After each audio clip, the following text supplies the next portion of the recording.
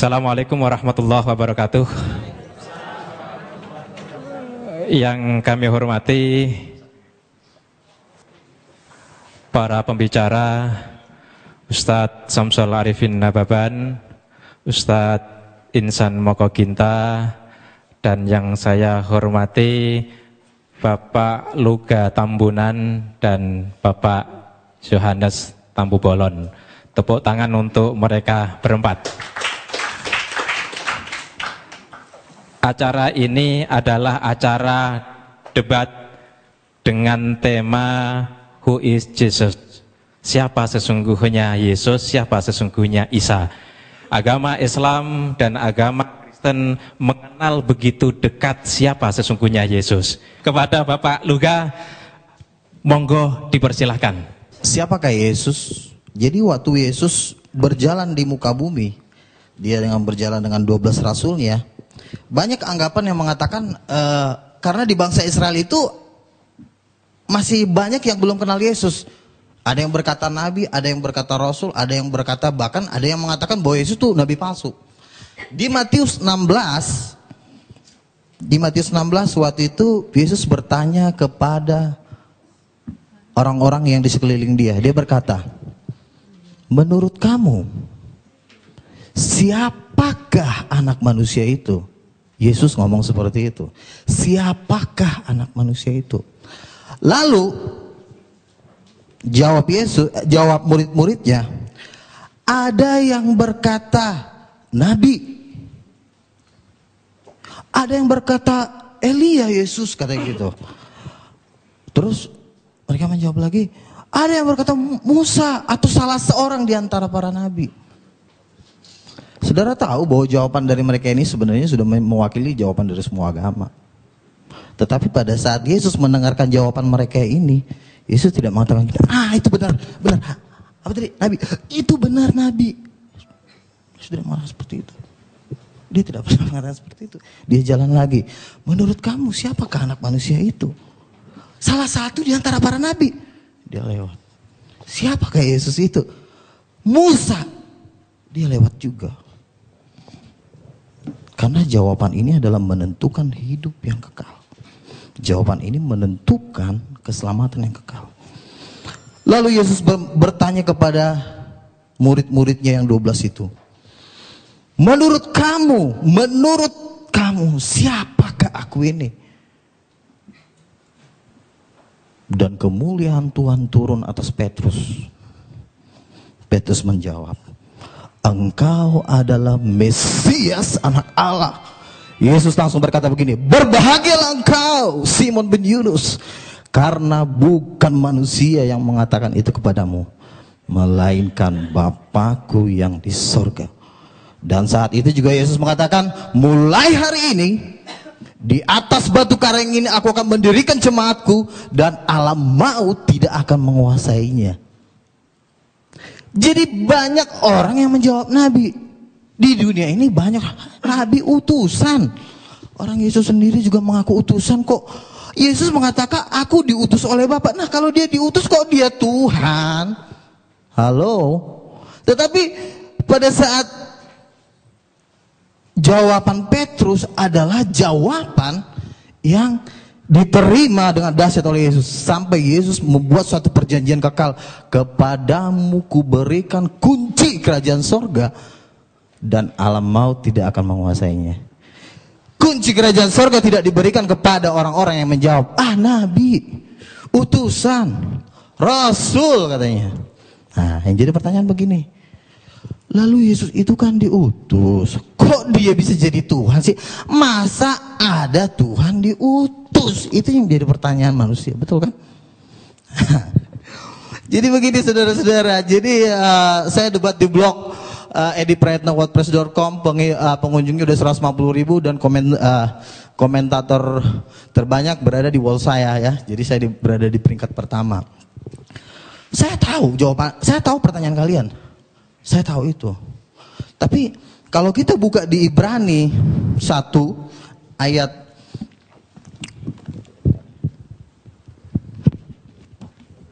Ibrani 1 ayat yang kedua, saya bacakan dari sini. Maka pada zaman akhir ini ia telah berbicara kepada kita. Oh, ayat 1 sampai 2 ya, saya baca dari. Setelah pada zaman dahulu berulang kali dan dalam berbagai cara berbicara kepada nenek moyang kita dengan perantara nabi-nabi. Jadi dari dulu Tuhan sudah berbicara kepada manusia itu melalui perantara nabi-nabi. Terus maka pada zaman akhir, berarti ada season kedua nih. Habis zaman nabi-nabi baru ada season yang terakhir ya. Maka pada zaman akhir ia telah berbicara kepada kita dengan perantaraan anaknya yang telah ia tetapkan sebagai yang berhak menerima segala yang ada. Jadi Tuhan, Rasul Paulus menjelaskan bahwa dari dulu Tuhan menceritakan tentang dirinya melalui nabi-nabi, tetapi pada perjanjian baru Tuhan berbicara melalui anaknya. Saudara, kalau di dalam kerajaan sorga itu nabi-nabi itu disebut hamba-hamba Tuhan. Tetapi anak Allah itu bukan hamba.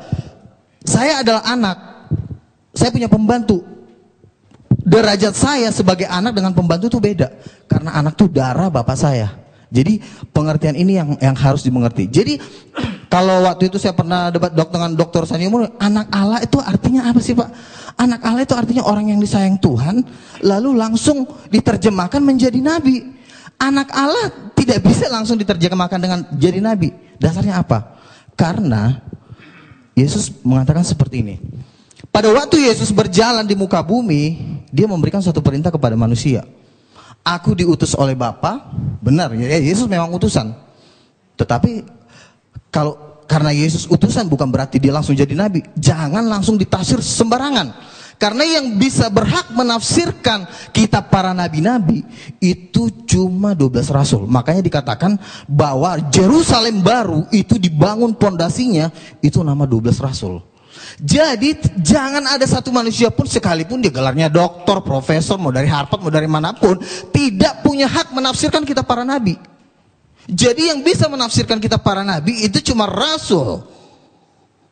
Amin, saudara. Jadi rasul-rasul inilah yang bisa menjelaskan karena mereka dasar pondasi. Kalau Anda mendengarkan menurut pendapat doktor teologi A, doktor teologi B, dasarnya apa? Kenapa rasul bisa menjelaskan kitab para nabi? Satu, contoh Rasul Paulus. Rasul Paulus adalah diklaim orang muslim sebagai pendiri agama Kristen. Jadi katanya Rasul Paulus itulah yang mengatur semua tentang Yesus Tuhan itu di Alkitab.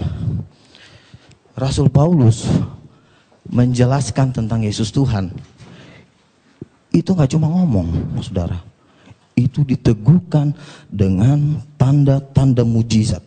Siapapun tidak boleh menafsirkan kitab para nabi kalau tidak diteguhkan dengan tanda-tanda mujizat. Ada waktu itu Rasul Paulus menginjili seseorang, dia bilang begini, udah kau percaya Yesus Tuhan. Ada juga datang nabi palsu. Udah jangan dengar si Paulus. Paulus itu palsu. Paulus bilang apa? Paulus bilang gini di Kisah Para Rasul, hai anak iblis, buta kau.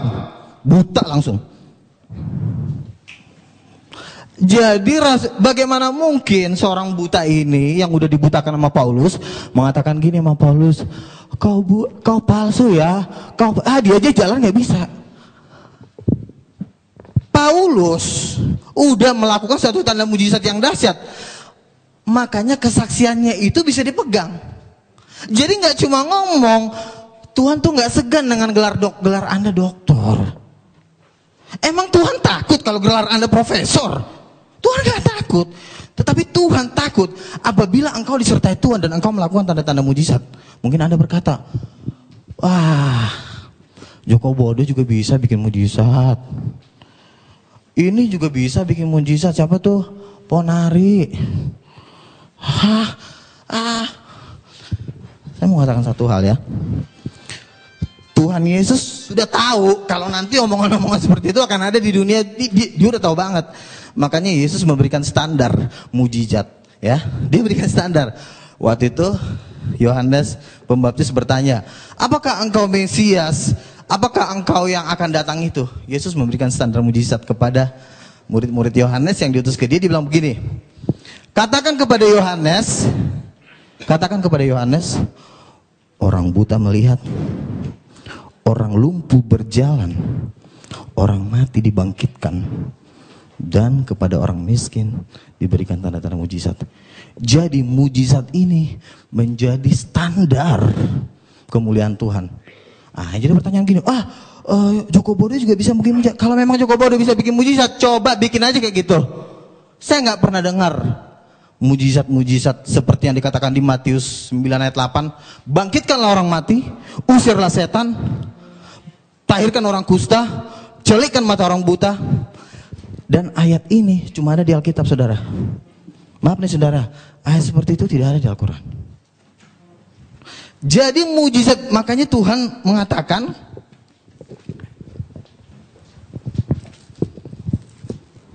saya bacakan dulu. Jadi pernyataan-pernyataan seseorang harus diteguhkan dengan tanda-tanda mujizat. Saya baca Kisah Para Rasul 14 ayat 3. Paulus dan Barnabas tinggal berapa waktu lamanya di situ. Mereka mengajar dengan berani karena mereka percaya kepada Tuhan, dan Tuhan menguatkan berita tentang kasih karunia-Nya dengan mengaruniakan kepada mereka kuasa untuk mengadakan tanda-tanda mujizat. Jadi tanda-tanda mujizat itu, lalu pernah saya debat di Facebook, dibilang begini, Pak Luga, mujizat kan itu kan ada kan cuma di zaman Nabi. Coba tunjukin ayatnya di mana mujizat cuma berhenti di zaman Nabi. Yoel 2:28 mengatakan bahwa pada hari-hari terakhir justru Tuhan lebih dahsyat lagi bikin mujizat. Bahkan dia bisa menurunkan api dari langit. Reinhard Bonnke mengadakan KKR di Afrika, itu sampai 100 orang mati dibangkitkan. Orang buta melihat, orang lumpuh berjalan. Lalu ada satu orang lagi, teman saya ngomong gini, ada namanya Paulus Tanker loh Pak Luga. Kenapa Paulus Tanker? Dia itu mantan pendeta. Oh gitu. Terus apa? Dia temannya Gilbert Lumenong. Terus kenapa? Katanya orang yang buta itu dibayar. Habis dibayar, disuruh maju ke depan, pas buta melihat, wih orang jadi histeris. Jadi itu dibayar katanya. Oh gitu, dibayar. Jadi siapa tadi namanya? Paulus Tanker. Oke. Kan firman Tuhan berkata, 2-3 orang saksi sah. Kalau memang itu dibayar, akan juga banyak cerita-cerita seperti Paulus Tanker di Nigeria, di Afrika, dan banyak terjadi pembayaran. Jadi tidak bisa satu orang kesaksian dijadikan menjadi satu landasan. Karena 4 tahun saya berdebat, dari tahun 2000 saya berdebat waktu itu dengan Pak Jahir, kan ketua lembaga kristologi. Dia bilang, wah itu mujizat palsu, itu cuma direkayasa. Tetapi apa yang terjadi? Di TV-TV banyak terjadi mujizat Tuhan. Dan saya mau katakan, terus terang dari hati nurani saya, belum pernah ada kiai bikin seperti itu. Sama juga di zaman Yesus. Di zaman Yesus itu banyak juga tukang-tukang sihir, tukang-tukang santet, tukang-tukang apa. Tetapi pada saat Yesus melakukan mujizat yang luar biasa, bangsa Israel mengatakan seperti ini, yang seperti ini belum pernah kita lihat di Israel. Jadi mujizat setan dengan mujizat Tuhan itu levelnya jauh. Kalau cuma batuk atau mungkin disayat terus hilang, itu kalau dijual nggak laku menurut saya. Tapi kalau orang buta melihat, orang lumpuh berjalan, orang mati dibangkitkan, dan mujizat-mujizat itulah yang meneguhkan kesaksian para rasul-rasul. Jadi Paulus ditentang di seluruh dunia. Siapa yang nantang? Pakar-pakar teologi ya, dokter-dokter. Coba lihat kehidupan mereka yang menentang Paulus. Siapa mereka? Mereka juga nggak jelas gitu loh. Kecuali mereka membuat tanda-tanda mujizat yang lebih dari Paulus. Dia membuat mujizat-mujizat yang 2 kali lipat lebih hebat dari Paulus, baru boleh dia ngomong. Tapi kalau cuma Paulus palsu, dasarnya apa? Itu ayatnya. Paulus sendiri mengatakan, oleh dustaku semua ini. Terus Paulus palsu apa? Paulus waktu nyanyi itu terjadi gempa bumi, dan orang yang dipenjara itu sampai mau bunuh diri. Itu terjadi gempa bumi. Mungkin orang mengatakan, itu kan karangannya Paulus, bukan karangan Paulus. Kenapa? Karena sampai hari ini mujizat itu masih sampai hari ini tetap terjadi. Nah, jadi artinya kalau saudara Paulus Tanker mengatakan bahwa itu mujizat palsu, Tuhan kan bilang kita harus cerdik. Kita harus juga mengumpulkan saksi-saksi, bukan cuma Paulus Tanker. Kumpulin dulu dia 100 orang yang mempunyai kesaksian kayak Paulus Tanker, ada nggak? Ini kan cuma satu doang yang baru saya dengar. Jadi artinya kesaksian-kesaksian seperti ini tidak bisa dijadikan jadi dasar untuk melawan rasul-rasul. Kalau engkau berani mengatakan mujizat-mujizat yang dilakukan oleh Paulus itu bukan dari Tuhan, lalu kau bisa bikin apa emang? Engkau udah bisa bikin mujizat seperti Paulus? Kan yang saya lihat dengan mata saya, ya juga nggak bisa bikin apa-apa juga gitu loh. Kecuali ada mujizat yang lebih ngeri dari Paulus, boleh deh Paulus ditantang gitu loh. Itu satu. Terus itu tentang mujizat. Dan ini satu perintah Yesus, saudara, yang menurut saya orang Islam satu step mereka tidak mengerti. Padahal dalam hati saya, kalau saja mereka mengerti di sini, mereka pasti tahu bahwa Yesus adalah Tuhan. Contoh begini.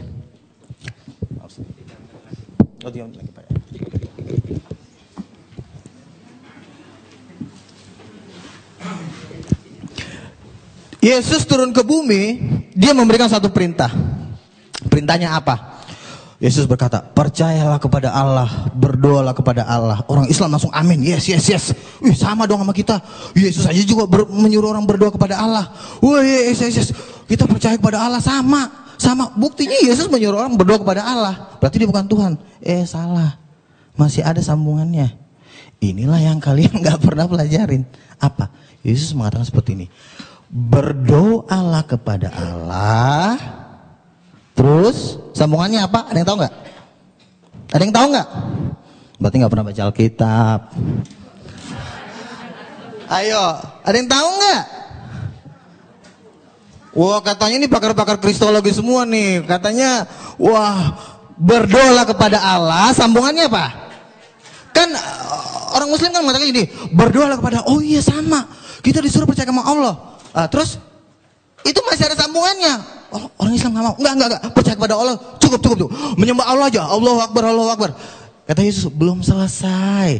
Enggak. Cuma itu aja. Yang penting berdoa kepada Allah. Belum selesai, kata Yesus. Dan apa yang terjadi di hari penghakiman? Yesus memisahkan antara domba dan kambing. Yesus akan mengatakan seperti ini karena Yesus mengatakan berdoalah kepada Allah. Sambungannya adalah dalam namaku. Jadi begini, oke. Sembah Allah, Allahu Akbar. Terus kata Yesus, harus pakai dalam namaku. Loh, kenapa harus pakai dalam namaku? Emang Yesus siapa? Ya kan? Yang menjadi pertanyaan adalah, emang Yesus siapa? Kenapa harus pakai nama dia? Loh, harus dalam nama Allah. Harusnya nama Allah dong. Sekarang saya tanya sama ibu, nama Allah siapa? Allah. Nama Allah katanya Allah. Salah. Yesus tidak pernah menulis di Alkitab, wahai kamu manusia di muka bumi. Ya Tuhan Yesus. Nama Allah, nama Bapakku adalah Allah. Mana ayatnya? Dalam Al-Quran ada. Ya. Jadi begini, makanya kita harus tahu perjanjian lama. Waktu Musa diutus oleh Tuhan, habis. Oke, itu aja. Oke. Tetap semangat, jangan takut. Oke.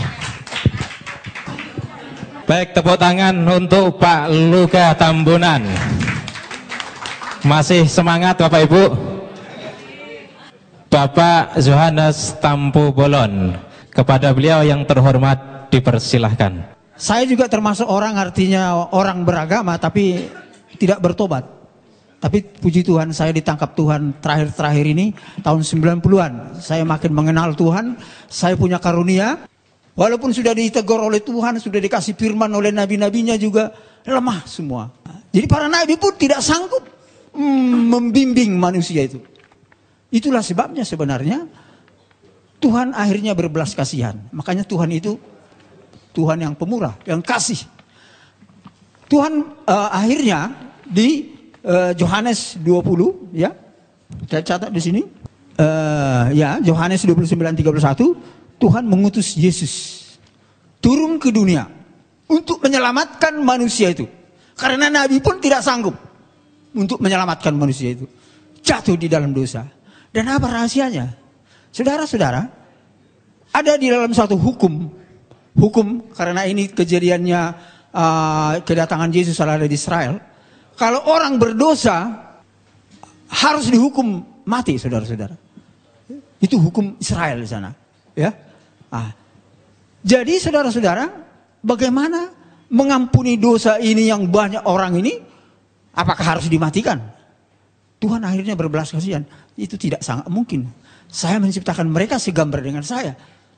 Akhirnya dengan kasih Allah, inilah yang kita kenal dengan Tuhan Roh Pemurah. Dia mengutus Yesus yang adalah rohnya sendiri sesuai dengan Alkitab dan Al-Quran. Itu dia bukan hasil perkawinan manusia biasa. Tapi Alkitab menyaksikan dia adalah roh Allah sendiri. Dia hanya menjelma. Al-Quran juga saya baca, dia adalah menjelma gitu ya melalui Miriam. Sama, hampir sama titik tertemunya di sini. Jadi kalau dua Alkitab mengatakan tentang Mesias itu adalah roh Allah, kebenarannya tidak ada yang bisa menyangkal, saudara-saudara. Ya itu, jadi disinilah yang kita bersyukur dua agama besar ini, bahkan sebenarnya dengan agama Yahudi di dalam akhir zaman ini sedang Tuhan pertemukan, ya mengenal Tuhan itu sendiri, sedang Tuhan pertemukan. Inilah keajaiban tiga agama ini. Maaf aja dengan agama yang lain saya tidak bisa nyambung, karena tidak ada nabi-nabinya, tidak ada pewahyuannya, karena kunci rahasia daripada firman adalah ada pewahyuan dan harus ada nabinya, ya. Gak mungkin itu diberikan kepada bukan manusia nabi. Kalau manusia biasa gak bisa, bapak-bapak sekalian. Ya, gak sembarangan. Jadi itulah saudara-saudara kekasih. Akhirnya Tuhan mengutus Yesus sebagai Mesias. Dan persoalannya sekarang, kenapa Yesus yang diutus? Bukan nabi lagi. Saya belajar Alkitab teologi, saudara-saudara. Ternyata saudara-saudara, yang harus dihukum ini harus mati. Untuk mengampuni dosa ini harus mati. Itu benar, Yesus harus mati. Makanya menurut teologi, Yesus itu 100% manusia. Tapi persoalannya sekarang, siapa yang bisa mengampuni dosa manusia? Apakah ada manusia yang bisa mengampuni manusia? Gak bisa. Hanya Tuhan yang bisa mengampuni dosa manusia. Makanya Yesus itu setengah ya roh Allah dan memang ada dagingnya adalah manusia. Dan lahir ke bumi. 100% Allah dan 100% manusia. Itulah keajaibannya. Ya, inilah keajaiban daripada rahasia ini, Bapak Ibu sekalian. Karena apa? Kalau Nabi sendiri nggak sanggup mengampuni dosa, Bapak Ibu sekalian, nggak sanggup. Itulah makanya waktu saya belajar teologi, oh iya luar biasa.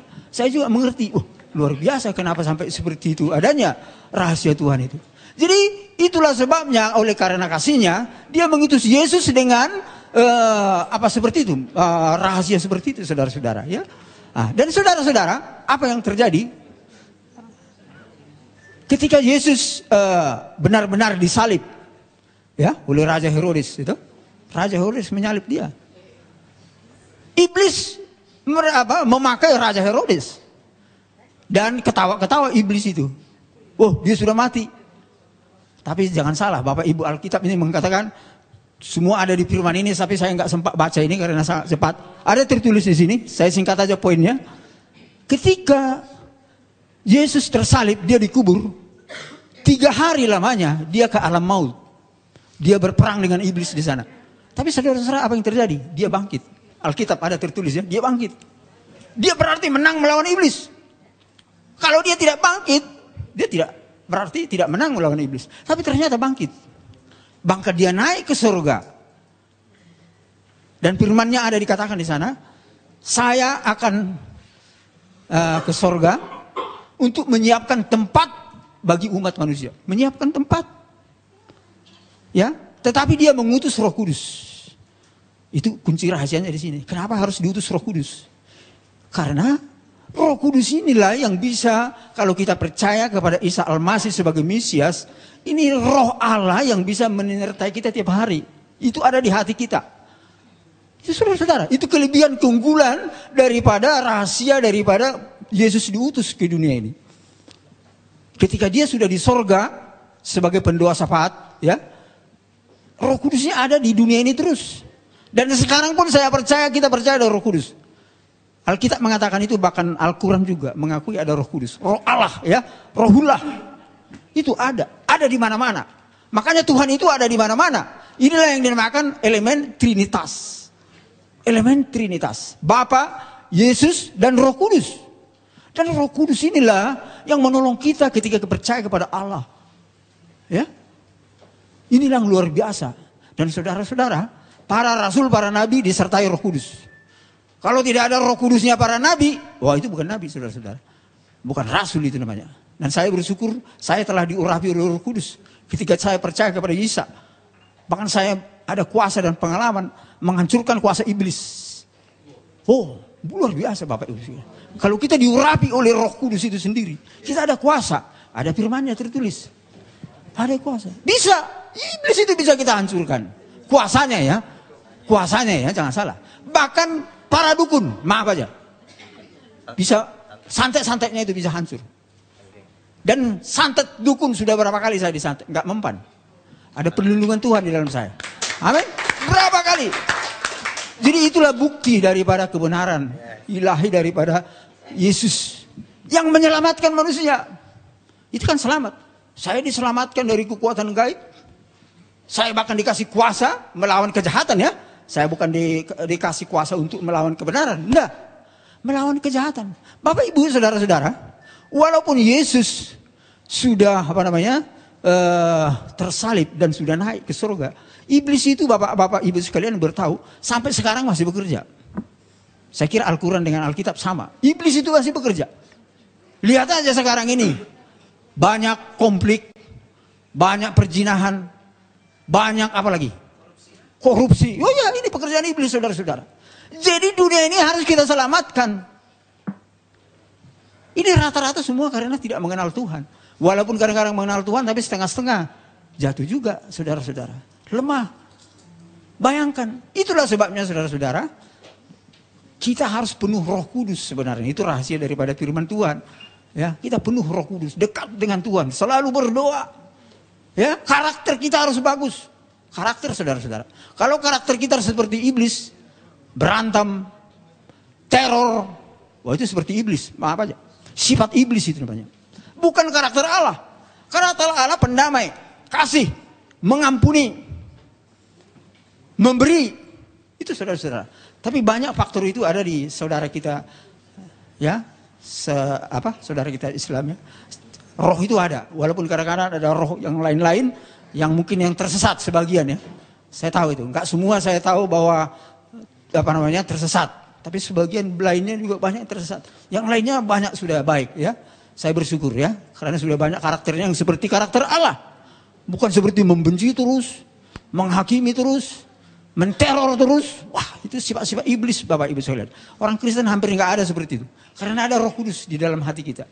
Itu kelebihan dan keunggulan kita. Tapi lebih daripada itu ketika kita di dalam Roh Kudus. Kecerdasan orang Kristen itu luar biasa. Karena roh itu menghidupkan, sehat jasmani, cerdas. Makanya penemu hadiah Nobel rata-rata orang Kristen, rata-rata. Amin. Ini bukan saya menambah, ini fakta. Walaupun saya nggak tahu ada satu muncul sekarang orang dari Ismail ya, 112 ya.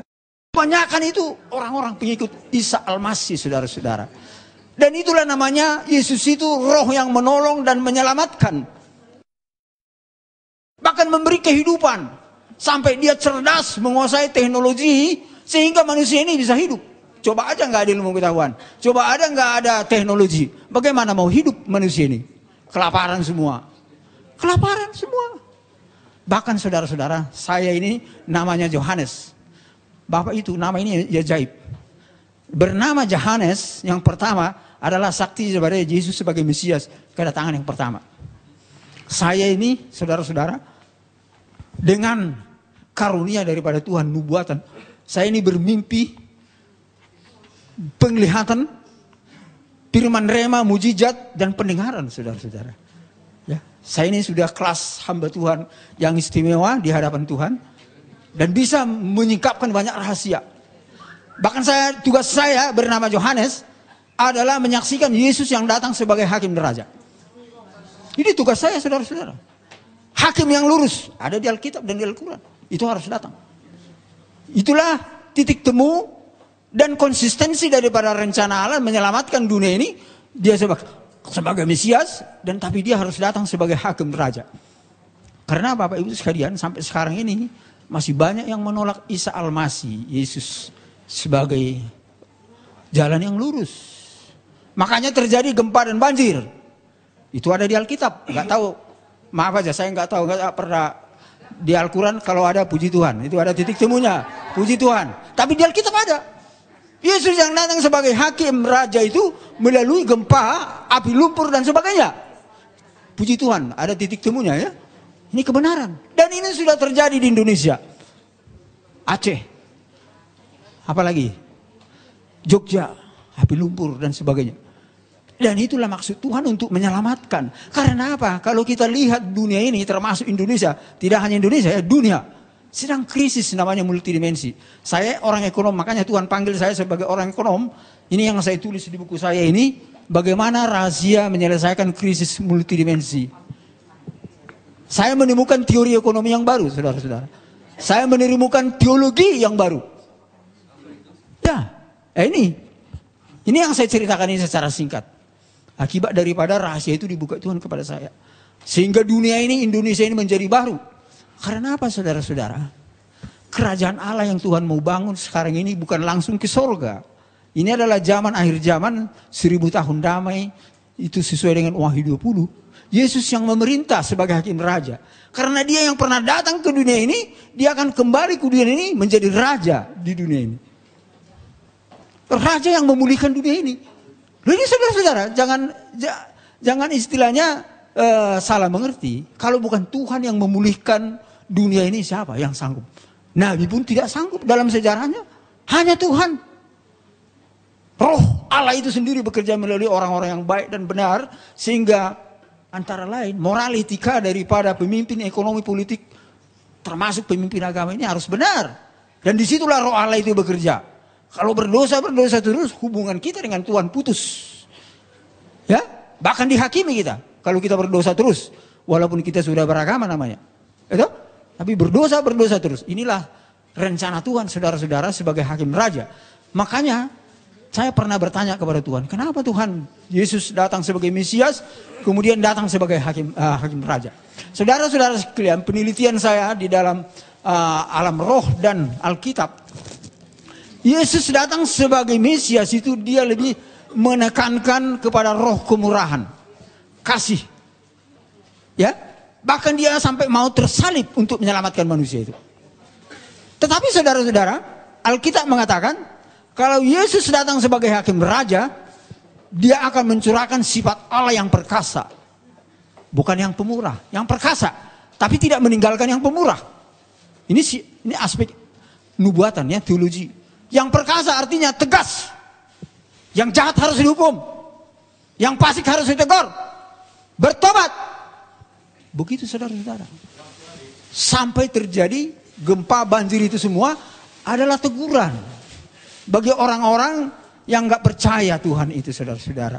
Sampai dia semua agama percaya bahwa hakim yang adil itu, jalan yang lurus itu menyatakan dirinya. Kiranya Tuhan memberkati kita semua.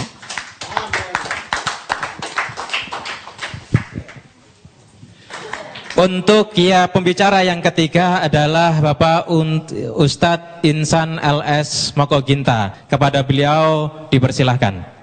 Baiklah. Bismillahirrahmanirrahim. Assalamualaikum warahmatullahi wabarakatuh. Alhamdulillahillazi arsala rasulahu bil huda wa dinil haq liyuzhir 'ala dini kullihi walau karihal musyrikun. Asyhadu an la ilaha illallah wahdahu la syarikalah. Asyhadu anna Muhammadar Rasulullah la nabiyya ba'da amma ba'd. Bapak Ibu hadirin sekalian yang dirahmati oleh Allah Subhanahu wa taala, tadi kita telah mendengarkan paparan dari teman-teman kita, pembicara dari Kristen, yaitu Bapak Luga Tambunan dan Pak Yohanes Tampu Bolon. Sebenarnya tema ini bukan hanya who is Jesus, masih ada sambungannya ya. Tema yang sudah kami sepakati, saya dengan Pak Luga, who is Jesus? God or prophet? Maksudnya Tuhan atau Nabi, ya, kira-kira ya. Jadi siapakah Yesus, Tuhan atau Nabi? Nah, tadi kedua pembicara telah mempresentasikan tentang Yesus sebagai Tuhan dengan segala kelebihannya. Tapi untuk membantahnya nanti sebentar saja. Saya akan mempresentasikan dan membuktikan bahwa Yesus itu benar-benar nabi, bukan Tuhan, berdasarkan Alkitab. Setelah saya akan menggunakan Alkitab atau Bible untuk membuktikan bahwa Yesus itu nabi, bukan Tuhan, ya. Baik, kita lihat sini. Siapa yang paling tepat menjelaskan status Yesus Tuhan atau nabi dalam Alkitab atau Bible? Siapa yang paling pas? Ya, tentu saja jawabannya Allah, Yesus, dan mereka yang hidup sejaman dengan Yesus. Tentu kesaksian Allah dan Yesus itu paling kuat. Ya kan? Kemudian kesaksian dari orang-orang yang hidup sejaman dengan Yesus. Nah, saya akan memulai dari kesaksian yang paling rendah. Orang-orang yang hidup sejaman dengan Yesus. Karena mereka lah yang bergaul langsung dengan Yesus. Ya, beda dengan Pak Luga dan Pak Yohanes hidup 2000 tahun kemudian. Ya, tentu kesaksian orang yang bergaul dengan Yesus, yang berbicara langsung dengan beliau, mereka paling tahu siapa Yesus itu. Baik, kita lihat kesaksian orang yang hidup sejaman dengan Yesus mengatakan siapa Yesus itu pada saat itu. Matius 21 ayat 11. Dan orang banyak itu menyahut, inilah Nabi Yesus dari Nazaret di Galilea. Itu kan tertulis di Injil. Saya akan 100% menggunakan Bible. Inilah Nabi Yesus dari Nazaret di Galilea. Markus 14 ayat 65. Lalu mulailah beberapa orang meludahi dia dan menutupi mukanya dan meninjunya sambil berkata kepadanya, hai Nabi, cobalah terka. Malah para pengawal pun memukul dia. Jadi mereka yang hidup sejaman Yesus mengatakan Yesus Nabi. Nabi Yesus. Ya. Tapi orang Kristen tidak mau mengatakan Nabi Yesus. Kalau Nabi Isa. Nabi Isa. Kalau Yesus Tuhan Yesus katanya. Tapi kalau kami dalam Islam ya Nabi Isa.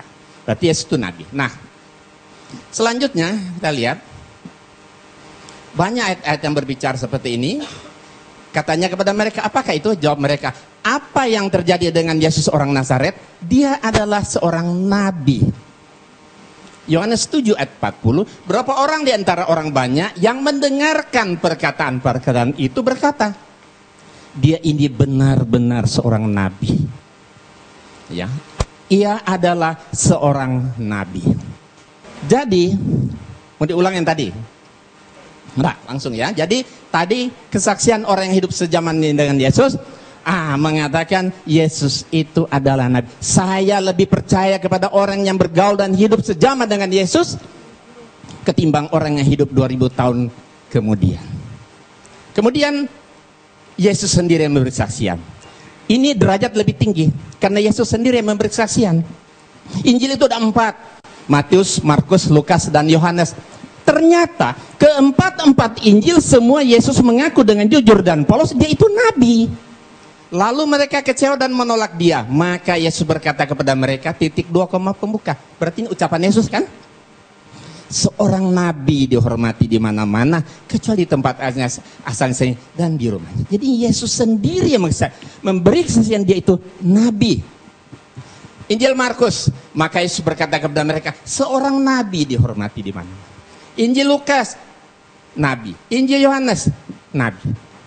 Ini ucapan Yesus sendiri loh. Ya kan? Kita lebih tentu jelas sekali, lebih jauh lebih kuat kesaksian Yesus ketimbang kesaksian orang-orang yang hidup zaman di dalam Alkitab. Ya, Pak Luga boleh lihat. Ya. Pasal 5 ayat 29. Tetapi Petrus dan rasul-rasul itu menjawab, katanya, kita harus lebih taat kepada Allah daripada kepada manusia. Iya, kita lebih taat kepada Allah daripada manusia. Nah, tentu setelah Allah, Yesus kan baru manusia. Kalau tadi kesaksian manusia, Paulus. Sekarang kesaksian Yesus tentu jauh lebih kuat. Apalagi kesaksian Allah kan? Kita lihat, Allah itu bukan manusia. Di dalam Alkitab 1 Samuel 15:9 lagi sang mulia dari Israel tidak berdosa dan ia tidak tahu menyesal sebab ia bukan manusia. Aku tidak akan melaksanakan murkaku yang bernyalanya. Itu tidak akan membinasakan Efraim kembali. Sebab aku ini Allah dan bukan manusia. Nah, kemudian lihat, saksian Allah lebih kuat tadi kan. Nah, di dalam Ulangan 4 ayat 3, engkau diberi melihatnya untuk mengetahui bahwasanya Tuhanlah Allah, tidak ada yang lain kecuali Dia. La ilaha illallah. Ulangan 4:39, sebab itu ketahuilah pada hari ini dan camkanlah bahwa Tuhanlah Allah yang di langit, di atas dan di bumi dan di bawah, tidak ada yang lain. La ilaha illallah. Kemudian Ulangan 6 ayat 4, dengarlah hai orang Israel, Tuhan itu Allah kita, Tuhan itu Esa. Esa berarti satu, bukan dua, bukan dia. Kesaksian Allah lebih kuat. Tadi sudah dibacakan tadi kan? Kita menerima kesaksian manusia, tapi kesaksian Allah itu harus lebih kuat.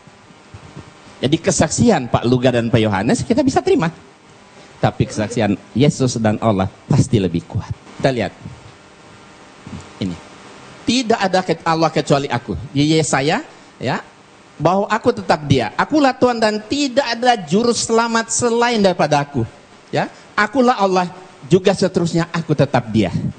Jadi Allah tetap Allah, nggak akan pernah berubah menjadi manusia. Kemudian kita lihat banyak, akulah Tuhan dan tidak ada yang lain. Tidak ada yang lain di luar aku. Akulah Tuhan dan tidak ada yang lain. Akulah Tuhan dan tidak ada yang lain. Ya, akulah Tuhan yang terdahulu dan akulah yang terkemudian. Tidak ada yang lain selain daripada aku. La ilaha illallah. Inilah sebenarnya ajaran tauhid yang ada dalam Alkitab, tapi sayang saudara-saudara kita tidak mengamalkan. Kalau mereka amalkan, beda mereka dengan kita tipis sekali. Ya, yang jadi jurang pemisah Islam dan Kristen yaitu karena mereka menuhankan Yesus. Inilah sebenarnya, makanya inilah jadi debat kita hari ini. Ya, kita akan lihat mana sebenarnya sih yang benar. Yesus itu sebenarnya Tuhan atau Nabi. Oke, biarlah Yesus sendiri yang memberi kesaksian. Ya, sebab itu, sebab aku berkata-kata bukan dari diriku sendiri, tapi Bapa yang mengutus aku. Berarti Dia utusan. Utusan kan Nabi kan? Menyembah Tuhan. Nah, ini kata Yesus. Yesus berkata kepada iblis, "Nyala iblis." Ketika iblis menggoda Yesus, ya, di atas satu gunung yang tinggi, iblis berkata kepada Yesus, "Semua kerajaan dunia ini akan aku berikan kepadamu asal engkau sujud menyembah aku," kata iblis. Terus Yesus marah, diusir iblis itu. "Nyala iblis, sebab ada tertulis, engkau harus menyembah Allah Tuhanmu dan hanya kepada Dia saja engkau berbakti." Jadi menyembah itu hanya kepada Allah yang disembah oleh Yesus. Tidak mengatakan, "Nyala iblis, sebab ada tertulis, engkau harus menyembah aku karena aku ini Tuhan atau Allah." Engkau harus menyembah kepada Tuhan Allahmu dan hanya kepada Dia. Jadi menyembah itu hanya kepada Allah yang disembah oleh Yesus. Tidak mengatakan, "Nyala iblis, sebab pada tertulis, engkau harus menyembah aku karena aku ini Tuhan atau Allah." Engkau harus menyembah kepada Tuhan Allahmu dan hanya kepada Dia. Nah, ini ketika Yesus berdiskusi dengan orang Saduki, ahli Taurat, seorang ahli Taurat yang mendengar Yesus dan orang-orang Saduki sedang bersoal jawab, dan Yesus memberi jawab yang tepat dan datang kepadanya bertanya. Orang Saduki bertanya kepada Yesus, "Hukum mana yang paling utama?" Jawab Yesus, "Hukum yang terutama, dengarlah hai orang Israel, Tuhan itu Allah kita. Tuhan itu Esa. Tuhan itu Allah kita." Kata Yesus, berarti termasuk Allah Dia kan? Tuhan itu Allah kita, Tuhan itu Esa. Esa berarti satu, bukan dua, bukan tiga. Terus apa yang diucapkan oleh Yesus dibenarkan oleh ahli Taurat. Dia sedang berhadapan muka dengan Yesus saat itu. Apa kata dia? "Tepat sekali guru." Bukan Tuhan kan? "Tepat sekali guru. Benar katamu itu bahwa Dia Esa dan bahwa tidak ada yang lain kecuali Dia. La ilaha illallah." Jadi kesaksian ahli Taurat ini lebih dapat dibenarkan karena dia berhadapan langsung, sedang berdiskusi langsung dengan Yesus, timbang pendeta atau orang-orang hidup di zaman saat ini. Kemudian inilah hidup yang kekal itu, bahwa mereka mengenal engkau satu-satunya Allah yang benar dan mengenal Yesus Kristus yang telah engkau utus. Inilah sebenarnya syahadatain bagi umat Kristiani yang diajarkan oleh Yesus. Dua pengakuan syahadat. Pertama mengatakan Allah satu-satunya dan Yesus hanya utusan. Asyhadu alla ilaha illallah wa asyhadu anna Isa Rasulullah. Kata Yesus, iya, inilah hidup yang kekal, itu bahwa mereka mengenal Engkau, Allah maksudnya satu-satunya Allah yang benar, dan mengenal Yesus Kristus yang telah Engkau utus. Berarti dia hanya seorang utusan. Utusan berarti nabi. Dan segala firman yang Engkau sampaikan kepadaku telah Kusampaikan kepada mereka, dan mereka menerima, sebab mereka benar-benar tahu bahwa Aku datang daripadamu, dan mereka percaya bahwa Engkaulah yang telah mengutus Aku. Jelas sekali Yesus mengaku dengan jujuran, Paulus, Engkau yang mengutus Aku. Berarti dia hanya seorang utusan, nabi, bukan Tuhan. Dan jikalau Aku menghakimi, maka penghakimanku itu benar, sebab Aku tidak seorang diri, tapi Aku bersama Dia yang mengutus Aku. Allah yang mengutus.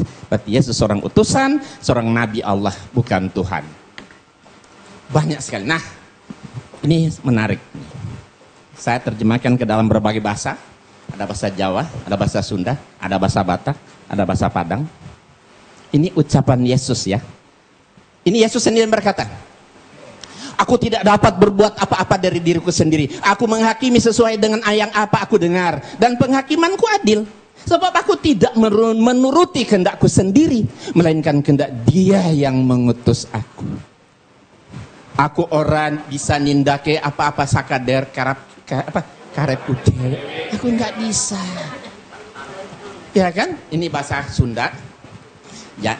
Jadi kalau Yesus itu Tuhan, tidak mungkin masa ada Tuhan nggak bisa berbuat apa-apa. Masa ada Tuhan yang nggak bisa menuruti kehendaknya sendiri. Kenapa dia nggak bisa? Karena dia bukan Tuhan, dia cuma nabi. Dia hanya seorang utusan Tuhan. Wajar. Ya kan? Nah, nih bahasa Tobah. Nah ini barangkali orang Batak, pembicara kita di 3 depan ini Batak. Nah mungkin bisa dilihat ini. Ya, Batak Tobah. Artinya sama seperti tadi. Ini ada orang Padang, Ambo indak dapet tuh mampu buat. Aku nggak bisa berbuat apa-apa. Ya nggak mungkin ada Tuhan dan nggak bisa berbuat apa-apa dong. Ya kalau menempatkan Yesus jadi Tuhan jadi lemah ini kan. Kenapa Yesus nggak bisa? Karena dia bukan Tuhan, dia hanya seorang nabi, utusan Allah, Rasulullah. Nah baik, kita lihat ini ya. Sudah kita perhatikan artinya tadi. Nah sekarang kita lihat. Setiap yang tidak bisa berbuat apa-apa atas dirinya sendiri pasti bukan Tuhan. Yesus tidak bisa berbuat apa-apa atas dirinya sendiri, berarti Yesus bukan Tuhan. Setiap yang tidak bisa menuruti kehendaknya sendiri berarti pasti bukan Tuhan. Yesus tidak bisa menuruti kehendaknya sendiri, berarti Yesus bukan Tuhan. Setiap yang mengaku diutus oleh Tuhan pasti bukan Tuhan. Yesus mengaku diutus oleh Tuhan, berarti Yesus bukan Tuhan. Mudah kan? Nah, jadi kesimpulannya, Yesus bukan Tuhan, tapi dia seorang nabi. Terakhir, satu lagi. Yesus sangat ketakutan kepada malaikat. Ya, di sini kita bisa lihat, ini ayat Bible. Kita bukan merendahkan Yesus, tapi mendudukkan Yesus pada posisinya yang benar. Ya. Kalau Yesus itu Tuhan, masa ada Tuhan takut sama malaikat? Tentu nggak wajar kan? Tapi kalau dia nabi, wajar. Maka seorang malaikat dari langit menampakkan diri kepada Yesus. Ya, untuk memberi kekuatan kepadanya. Ya, Yesus sangat ketakutan dan semakin bersungguh-sungguh berdoa. Peluhnya bagaikan keringat darah yang bertetesan ke tanah. Perhatikan. Yesus ketakutan kepada malaikat. Nah, kita lihat di sini Injil bahasa Sunda dan Jawa. Ya, silakan baca yang orang Jawa sama orang Sunda.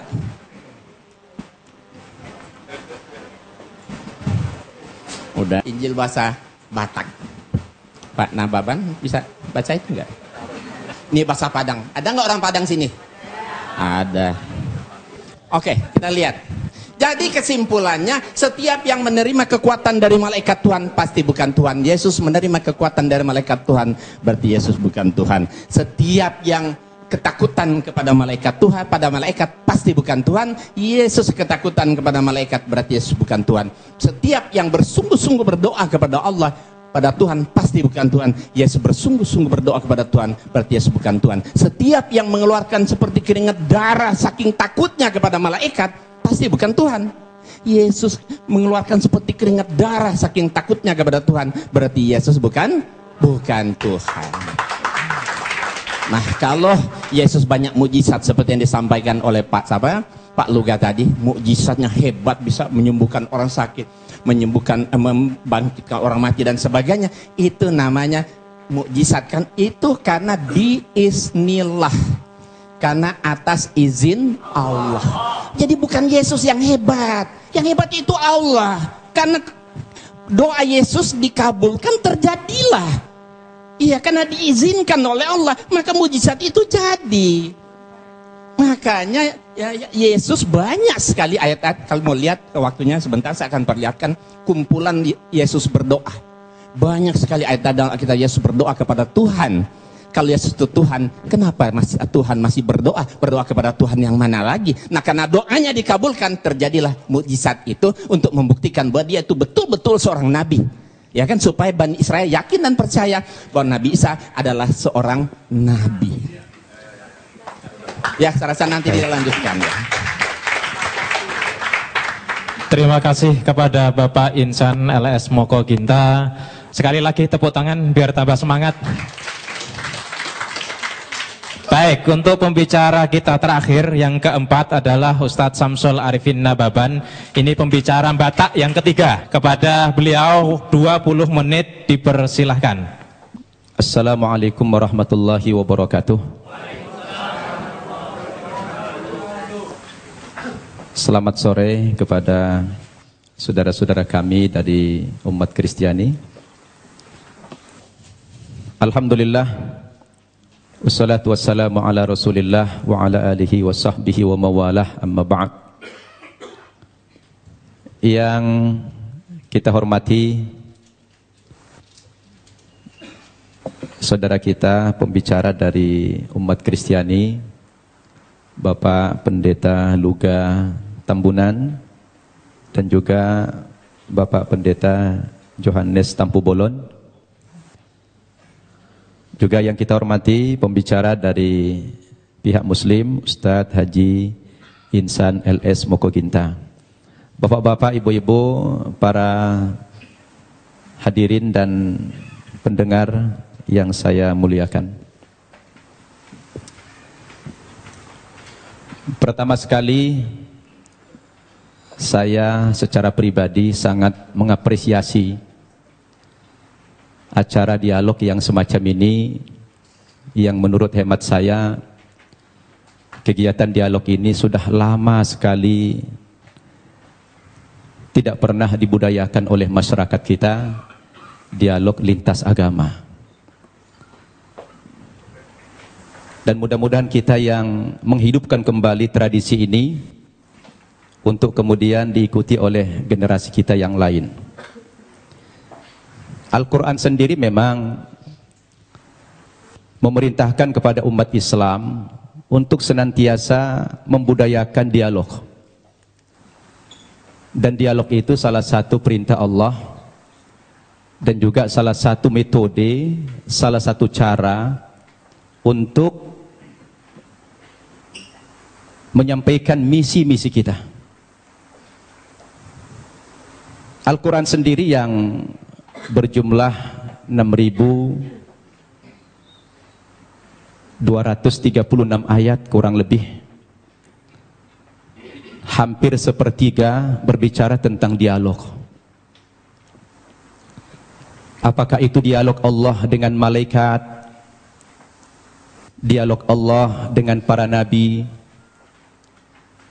dialog nabi dengan para orang tua dan anaknya,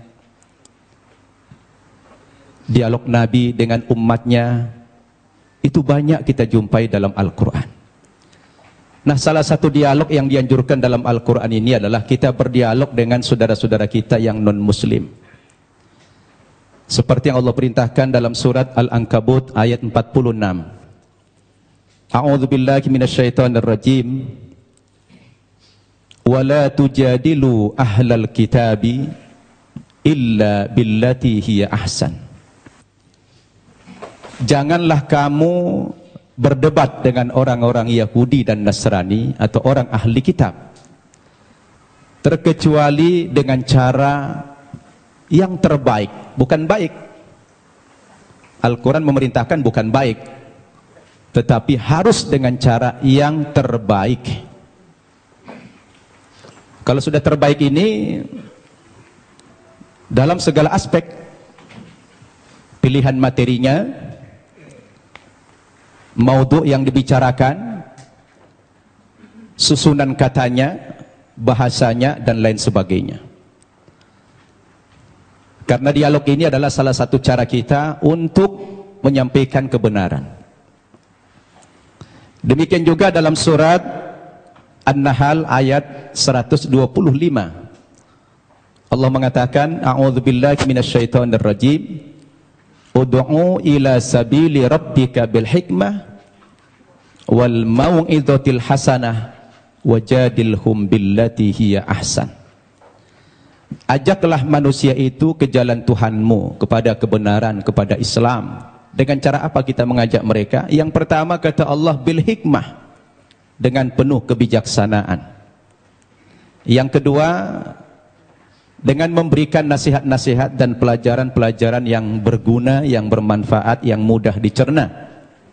Dan yang ketiga, kepada orang yang berbeda keyakinan dengan kamu, kata Allah, wajadilhum billati hiya ahsan. Berdialog atau berdebat dengan mereka, tetapi dengan cara yang terbaik, kata Allah.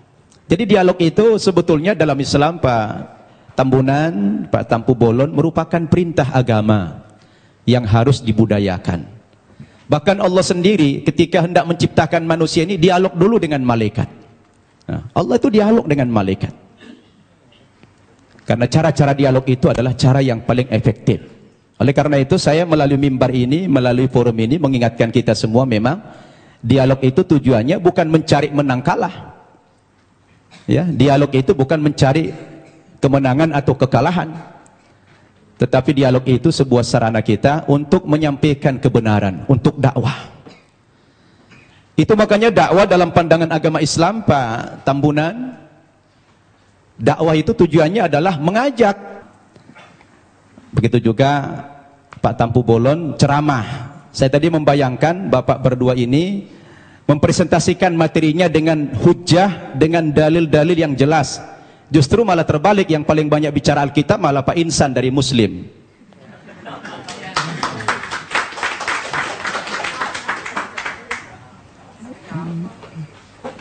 Itu yang kita harapkan tadi. Saya pun pengen tahu banyak, tapi sudah terlanjur beliau tadi mempresentasikan dengan gaya retorika, gaya ceramah, ya apa boleh buat ya. Saya tadi berharap dialog ini dengan cara-cara yang ilmiah, tidak dengan ceramah, tapi menggunakan dalil. Ada dua dalil yang bisa kita pakai. Pertama, dalil nakli, teks atau konsep. Yang kedua, dalil akli, akal atau logik. Dua hal ini bisa menangkap kebenaran yang sedang kita diskusikan hari ini, yang mengambil tema siapa itu Yesus, Tuhan atau Nabi.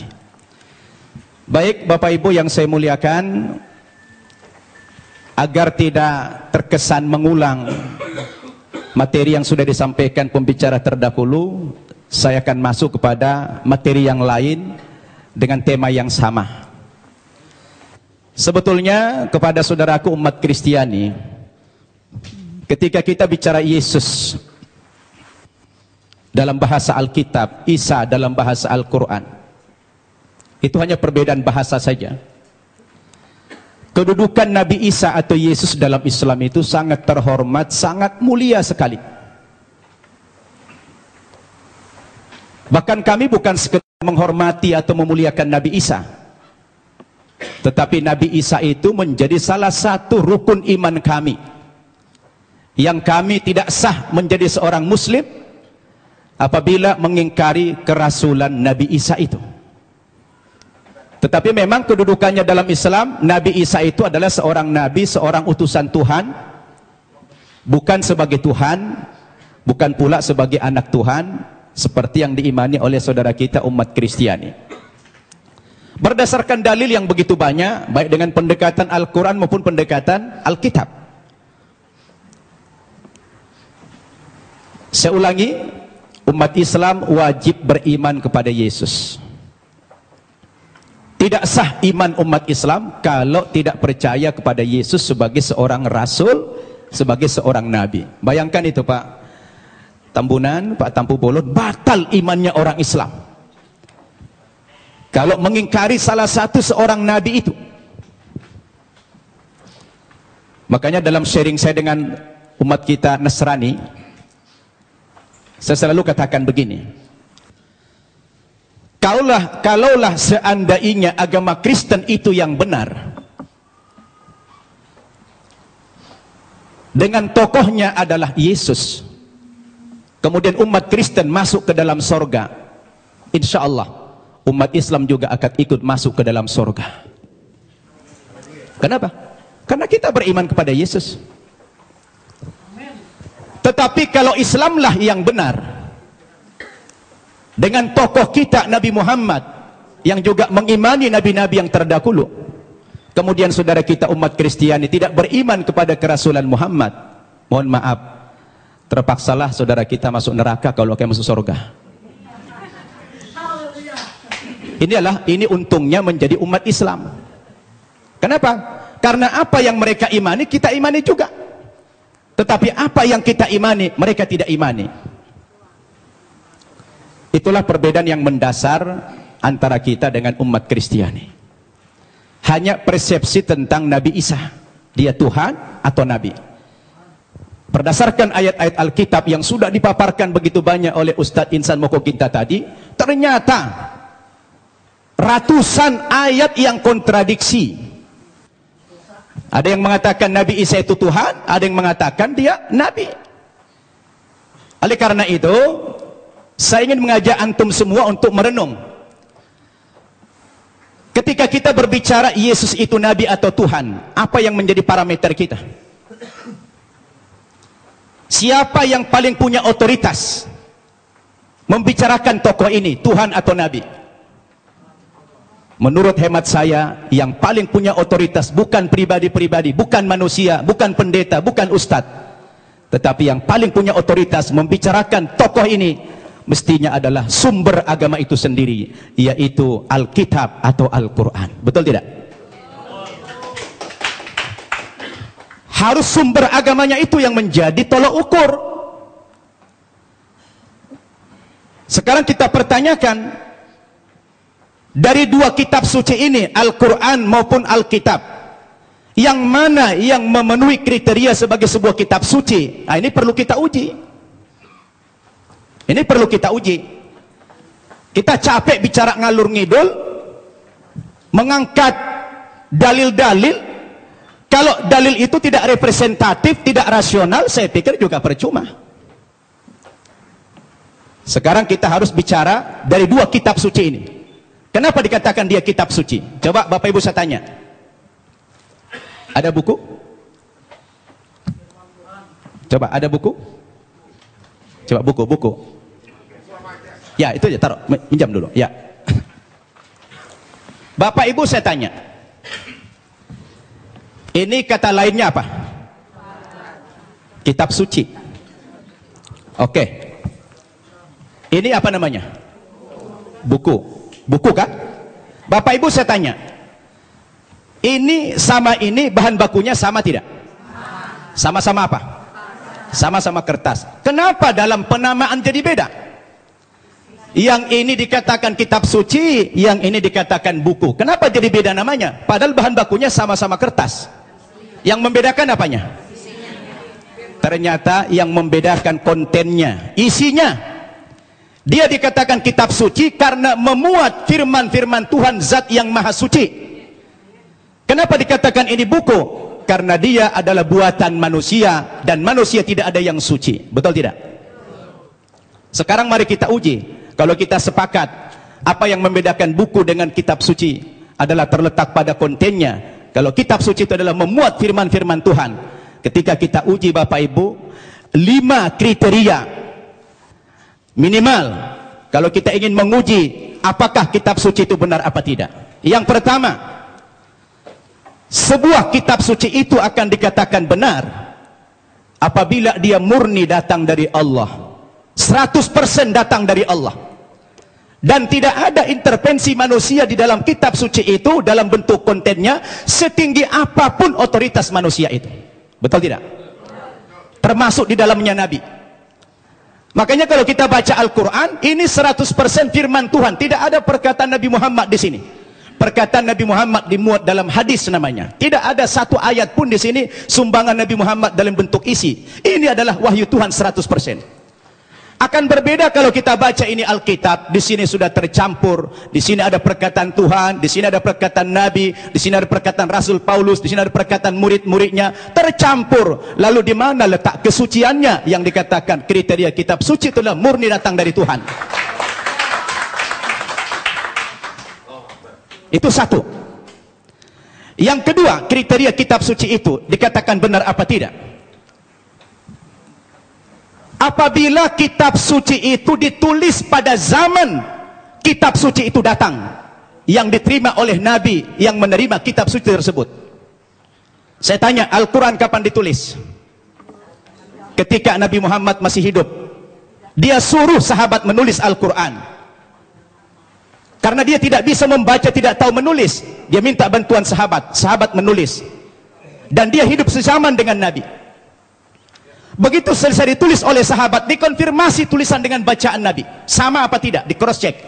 Supaya tidak terjadi manipulasi. Kenapa? Karena kitab suci itu jadi pedoman. Sekarang Alkitab kita tanya, kapan ditulis? Lalu siapa tokoh yang menerima Alkitab? Alkitab ditulis bukan pada zaman Nabi Isa masih hidup. Tapi sudah sekian puluh tahun, bahkan sekian ratus tahun. Yesus sudah tidak ada di dunia ini, baru ada pembukuan Alkitab. Terus bagaimana seorang penulis akan mengkonfirmasi kepada yang menerima wahyu itu? Maka kemungkinan terjadi manipulasi sangat mungkin. Sebab yang namanya wahyu itu haruslah dari Tuhan, tidak boleh dari rekayasa atau karangan manusia. Betul tidak? Dua itu kriteria, dan Alkitab gugur menurut hemat saya di situ. Yang ketiga, kriteria kebenaran sebuah kitab suci itu adalah seorang penulis wahyu secara moral haruslah orang yang jujur, terpercaya, bukan pendusta. Penulis Al-Quran adalah orang yang jujur. Sekarang penulis Alkitab, bagaimana Alkitab disandarkan kepada Yesus, disandarkan kepada Musa, disandarkan kepada Nabi yang lain, sementara sang penulis tidak pernah jumpa dengan yang menerima wahyu itu? Bagaimana ini? Maka gugurlah kesucian kitab tersebut. Kemudian yang keempat, kriteria kebenaran kitab suci itu adalah apabila isi kitab suci itu tidak kontradiksi, satu isi dia. Kalau sudah bertentangan satu ayat dengan ayat yang lain, lalu yang mana yang mau dipegang? Masa Tuhan menurunkan tuntunan, pedoman hidup bagi manusia, tapi manusianya malah bingung. Yang ini mengatakan Yesus Tuhan, yang ini mengatakan Nabi. Loh, yang mana mau diikutin? Ternyata kalau kita baca Alkitab sendiri, tidak pernah kata-kata dari Yesus yang muncul pengakuan bahwa dia adalah Tuhan. Kalau kita baca dalam Injil Markus pasal 12 ayat 28 dan 29, ternyata Yesus sendiri mengatakan Tuhan itu adalah Allah yang Esa. Itu ada dalam Alkitab yang sudah dibaca oleh Pak Insan tadi. Lalu siapa yang mengatakan Yesus Tuhan? Itu Paulus ternyata. Yang mengatakan dia Tuhan itu Paulus, bukan Yesus. Semestinya Yesuslah yang lebih berhak mengatakan kalau dia Tuhan. Rupanya kita baca dalam Alkitab, saya tidak tahu Pak Tampu Bolon sudah baca belum itu. Ya, kalau kita baca dalam Alkitab, ternyata yang mengatakan dia Tuhan itu adalah Paulus. Dalilnya di mana?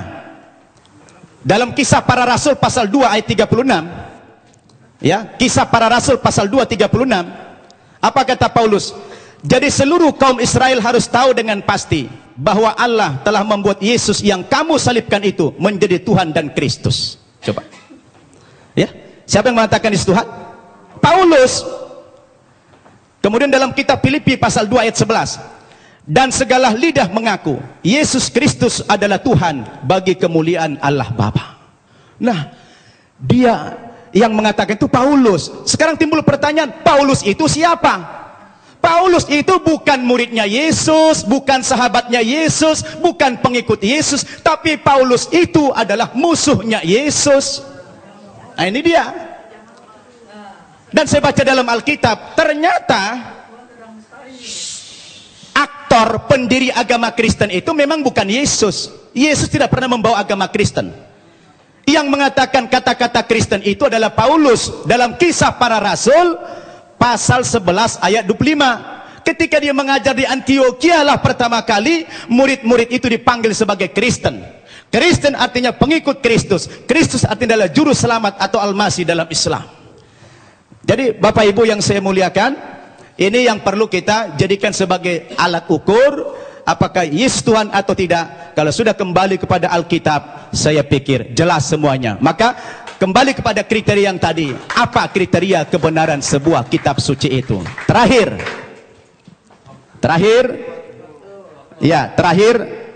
kalau saya baca dalam Alkitab, ada beberapa alasan-alasan yang mengatakan dalam iman Kristiani dikatakan dia Tuhan. Yang pertama, rupanya karena Yesus itu lahir tidak punya bapak. Karena ajaib dia lahir sehingga dianggap Tuhan. Nah, kalau kita bicara logik, sebenarnya Nabi Adam itu lebih berhak menjadi Tuhan. Karena dia tidak punya bapak, tidak punya ibu. Yang kedua, dikatakan Nabi Isa atau Yesus itu pernah menghidupkan orang mati. Lalu dikatakan Tuhan. Tapi saya baca dalam 1 Raja-Raja pasal 17 ayat 20 sampai 22, rupanya bukan Yesus satu-satunya yang pernah menghidupkan orang mati. Ada nabi yang lain namanya Elia. Elia juga pernah menghidupkan orang mati. Lalu kenapa Elia tidak dipanggil Tuhan? Nah, ini menjadi pertanyaan yang menarik sekali. Sayang sudah dekat, saya sudah habis waktunya. Jadi terima kasih Bapak Ibu. Mudah-mudahan dialog kita terus berkembang. Wassalamualaikum warahmatullahi wabarakatuh. Waalaikumsalam warahmatullahi wabarakatuh. Bapak Ibu, inilah saatnya Bapak Ibu untuk bertanya. Assalamualaikum warahmatullahi wabarakatuh. Nama saya Winda dari BSD. Saya mau menanggapi masalah yang kita di Islam adalah kita diperintahkan juga dihimbau untuk berdebat seperti yang dikatakan bermusyawarah kepada Islam. Saya sering bermusyawarah dengan teman saya di Malang. Dia orang Kristiani, bergereja di Betani, dan dia mengaku sekolah pendeta. Saya sering berdialog dengan dia dan pernah saya mengatakan dalam kasus penghinaan Nabi Muhammad ini, akhir-akhir ini saya pernah bertanya kepada dia, apa pendapatmu jika agamamu dinodai? Kemudian dia menjawab, Kristen bukan agama. Nah, dari situ saya bertanya-tanya, kalau memang Kristen itu bukan agama, lalu Yesus yang diimani oleh orang Kristiani sebagai Tuhan itu sebagai apa? Sedangkan kalau di Islam kan sudah jelas bahwasanya Islam adalah dinullah, agama Allah, salah satunya agama Allah yang diridhoi Allah. Tapi kok dengan dia berbicara seperti itu, teman saya yang itu bagaimana menurut Bapak dari Kristiani ini? Gitu, makasih. Adalah Allah, dan Allah itu adalah firman. Firman itu adalah roh. Jadi tiga menjadi satu gitu. Jadi di sini dikatakan juga kalau saya nggak mau berdebat ya. Suami saya juga dulu Muslim. Suami saya Muslim selama 38 tahun pernikahan. Kami menjalani dengan sangat luar biasa. Dia Muslim, saya Kristen. Sampai satu saat dia sendiri yang mau jadi Kristen. Tidak pernah saya suruh. Karena tidak ada paksaan kepada agama. Dan Kristen itu memang Yesus itu adalah jalan keselamatan. Karena dia berkata, akulah jalan hidup dan kebenaran. Tidak ada yang sampai kepada Bapa kalau tidak melewati aku gitu ya. Di kitab Yohanes 13 ayat 13 dikatakan, kamu menyebut aku guru dan Tuhan. Dan katamu itu tepat, sebab memang akulah guru dan akulah Tuhan. Jadi di situ dia katakan juga dia guru dan dia Tuhan. Dia katakan nabi, dia katakan segala macam dia dikatakan. Bahkan dihina, dipukul, diludahi, tendang. Tapi apa dikatakan waktu di kayu salib? Ampunilah mereka, karena mereka tidak tahu apa yang diperbuat mereka. Kenapa kok takut dia Yesus sama malaikat? Yesus itu adalah 100% manusia, 100% malaikat. Jadi waktu dia menjadi manusia, dia lemah. Siapapun kita, waktu kita menghadapi kematian, kita takut, ya. Jadi sebagai manusia, dia takut. Dia takut, tetapi sebagai Allah dia tidak takut. Karena biarlah aku mati untuk menyelamatkan umat manusia. Aku mati dan aku hidup untuk membawa kamu ke surga. Aku akan pergi ke surga, menyediakan tempat bagi kamu yang percaya kepadaku. Akulah jalan hidup dan kebenaran. Dia berani berjanji. Jadi hanya itu yang bisa saya sampaikan. Hanya menjawab dari perkataan dari Bapak bahwa dia adalah Tuhan. 100% dan dia manusia 100%. Rohullah kalimatullah Isa Al-Masih. Saya baca Quran juga. Terima kasih, Tuhan berkati. Tadi Pak Yohanes menyatakan bahwa Alkitab ini adalah bimbingan Roh Kudus dan ini merupakan firman. Jadi tidak boleh main-main dengan firman ini. Oke, sekarang saya coba mau membacakan satu di Korintus. Itu Paulus berkata, apa yang aku katakan, aku mengatakannya bukan sebagai seorang yang berkata menurut firman Tuhan. Dengan apa yang saya baca ini nampaknya kontradiksi, Pak, karena Paulus sendiri dia mengaku bahwa apa yang diucapkan bukan firman Tuhan. Bagaimana Bapak bisa mengklarifikasi bahwa ini adalah firman Tuhan? Itu yang pertama. Dengan Pak Luga, tadi mengenai utusan, Pak, tadi kita ramai bicara mengenai utusan, Yesus utusan atau Tuhan. Di 13:13 yang tadi Ibu sampaikan tadi, itu Yesus berkata, aku guru dan aku Tuhan. Ya, tapi Bapak mungkin perlu cek dengan Pak Moko Ginta, Alkitab versi yang tahun 30 itu bukan Tuhan tapi Tuhan. Ya, jadi penambahan kata H itu berdampak sangat luar biasa. Tuhan Wisaksono menjadi Tuhan Wisaksono. Itu sangat bertentangan sekali, Pak. Oke, terus menyambung sedikit lagi di 13 Yohanes juga, Yohanes 13 ayat 16, menurut saya sih ini ungkapan Yesus juga yang sangat jelas mengenai jati dirinya. Di mana Yesus berkata bahwa seorang utusan, dia utusan, ya. Tapi menyatakan dengan jelas, utusan itu tidak lebih tinggi daripada yang mengutus. Jadi ini secara logika itu, tadi seperti dikatakan Pak Nababan tadi, Akli tadi, kalau Yesus memang itu Tuhan, ya mestinya dia katakanlah, aku juga Tuhan, ya kan? Tapi dia bilang jangan jelas, seorang utusan tidak lebih tinggi daripada yang mengutus.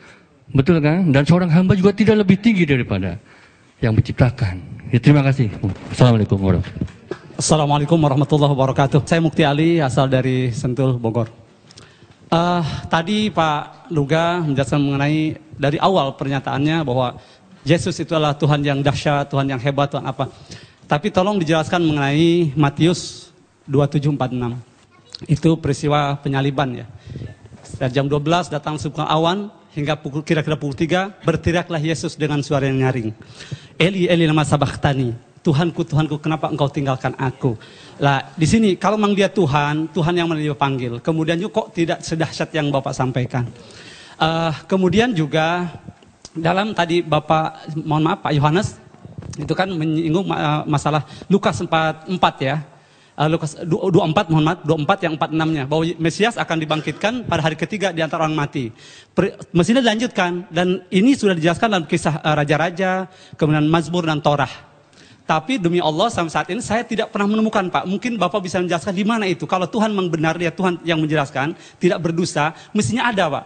Dalam Torah, Mazmur, kisah Raja-Raja, bahwa apa yang dinyatakan pada 46-nya itu, silakan dicek Lukas 24, 44 sampai 46. Itu dahsyat sekali, ayat-ayat misterius ini. Jadi ternyata tidak ada. Mohon maaf kalau saya katakan kok berdosa gitu. Assalamualaikum warahmatullahi wabarakatuh. Nama saya Eri dari Tangerang. Ya, jadi tadi mengatakan bahwa Paulus bisa dipercaya karena mukjizatnya yang masih ada sampai sekarang, yang terjadi pada pendeta-pendeta yang banyak menyembuhkan orang-orang. Namun ada satu permasalahan tadi, di mana ada orang yang mengaku dibayar. Dan Pak Luga sendiri mengatakan tidak bisa kalau hanya satu orang saja. Kalau saya baca itu pendekatan untuk menutupi. Karena kalau kita ingin tahu, pendekatan kita mestinya menganggap itu fenomena gunung es yang tampak hanya sedikit saja, tapi yang di bawah sangat banyak. Itu yang sudah dibayar. Dan bagaimana yang terjadi pada yang terjadi di Kenya, saudari Esther Muande oleh pendeta Michael Njoroge, ia mengungkapkan bahwa saya disuruh untuk pura-pura sakit dan sembuh karena dia tidak dibayar akhirnya. Nah, jadi di mana letak mukjizatnya itu? Demikian, terima kasih. saya sudah membaca bukunya Pak Insan. Masalah dia bilang ayat-ayat Nabi itu, terus terang saya udah baca banget ayat itu. Dan saya udah tahu banget itu. Yesus tidak tahu hari kiamat, bagaimana dia Tuhan. Kok dia yang nggak tahu hari kiamat? Terus terang, saya udah tahu banget itu. Nah sekarang, saya sedang menunggu-nunggu, Tuhan kapan saya waktunya untuk menjelaskan ini. Saya pengen banget untuk menjelaskan ini. Dan waktunya adalah hari ini. Gitu loh. Jadi artinya terus terang, bukannya saya nggak ngerti. Orang mengatakan, Yesus sendiri mengatakan tidak ada nabi ditolak di asalnya. Yesus mengaku dirinya nabi, ya kan? Saya ngerti banget ayat itu. Tapi satu hal ada yang tidak sanggup kalian pahami, karena firman Tuhan berkata bahwa Alkitab itu harus dimengerti dengan Roh Kudus. Daniel 1 ayat 20 dikatakan orang yang bisa mengerti firman Tuhan itu dikaruniai 10 kali lebih cerdas. Artinya membutuhkan hikmat Tuhan yang jauh lebih dahsyat. Bukan hanya sekedar firman Tuhan ditafsir sembarangan, tidak seperti itu. Contoh, tidak pernah Yesus berkata, aku adalah nabi. Tetapi dia berkata, aku adalah anak Allah. Jadi Yesus tidak pernah mengaku nabi. Memang Yesus berkata, seorang nabi tidak diterima di asalnya. Sebenarnya Yesus sedang mengumpamakan dirinya dengan nabi-nabi, karena orang-orang yang di situ belum ada yang menerima Yesus sebagai Tuhan, hanya sebagian. Jadi kalau Yesus mengatakan tidak ada seorang Tuhan, kan artinya Yesus menjelaskan ini, arti ayat ini cuma mengumpamakan nabi itu sebagai fungsi utusan dari Tuhan, karena memang Yesus dari Tuhan, tetapi dia tidak mengatakan aku adalah nabi. Nah, dari mana kita tahu bahwa Yesus tidak pernah mengaku nabi? Rasul Yohanes di dalam Wahyu 19 ayat 16 menjelaskan tentang arti anak Allah. Arti anak Allah bukan nabi, karena pada waktu Yesus datang kedua kali di jubahnya tertulis Raja segala raja, King of Kings. Mana ada raja segala raja? Banyak. Kalau nabi kan banyak. Tapi kalau raja segala raja, raja di atas segala raja, berarti udah nggak ada lagi di atasnya. Berarti dia adalah Tuhan, the King of Kings. Jadi begini, kita tidak bisa menafsirkan kitab para nabi menurut apa kata Ahmed Didat. Karena penafsiran-penafsiran Bapak Insan Mokoginta itu kan diambil dari Ahmed Didat. Hikmat-hikmatnya profesor doktor teologi yang nggak bisa buat apa-apa. Jadi penafsiran tentang Yesus harus diteguhkan dengan tanda-tanda mujizat. Bukan hanya bergelar hanya doktor profesor ditafsirkan. Contoh misalnya, inilah Nabi Yesus dari Nazaret. Memang banyak orang mengaku Yesus nabi, tetapi Yesus tadi menolak di Matius 16. Engkau adalah salah satu di antara para nabi. Jawab Yesus apa? Dia diam. Dia tidak mengatakan, iya betul kamu mengatakan bahwa aku adalah nabi. Dan Yesus, tolong tunjukkan Pak Insan di mana Yesus berkata, akulah. Bukan hanya ayat-ayat ini itu, tapi mana tunjuknya? Akulah nabi. Tetapi Yesus jelas berkata, aku adalah anak Allah. Dan penafsiran nggak boleh sembarangan, karena di 2 Petrus dikatakan tidak boleh orang menafsirkan kitab suci menurut kehendaknya sendiri. Haleluya. Berikan dulu kemuliaan buat Tuhan. Dulu siapa banget. Mana? 2 Petrus 2 ayat 1. Orang basik. Nih. Yang terutama kamu harus ketahui. Aduh, tuh, Tuhan marah kan? Nyalain dong lampu ya.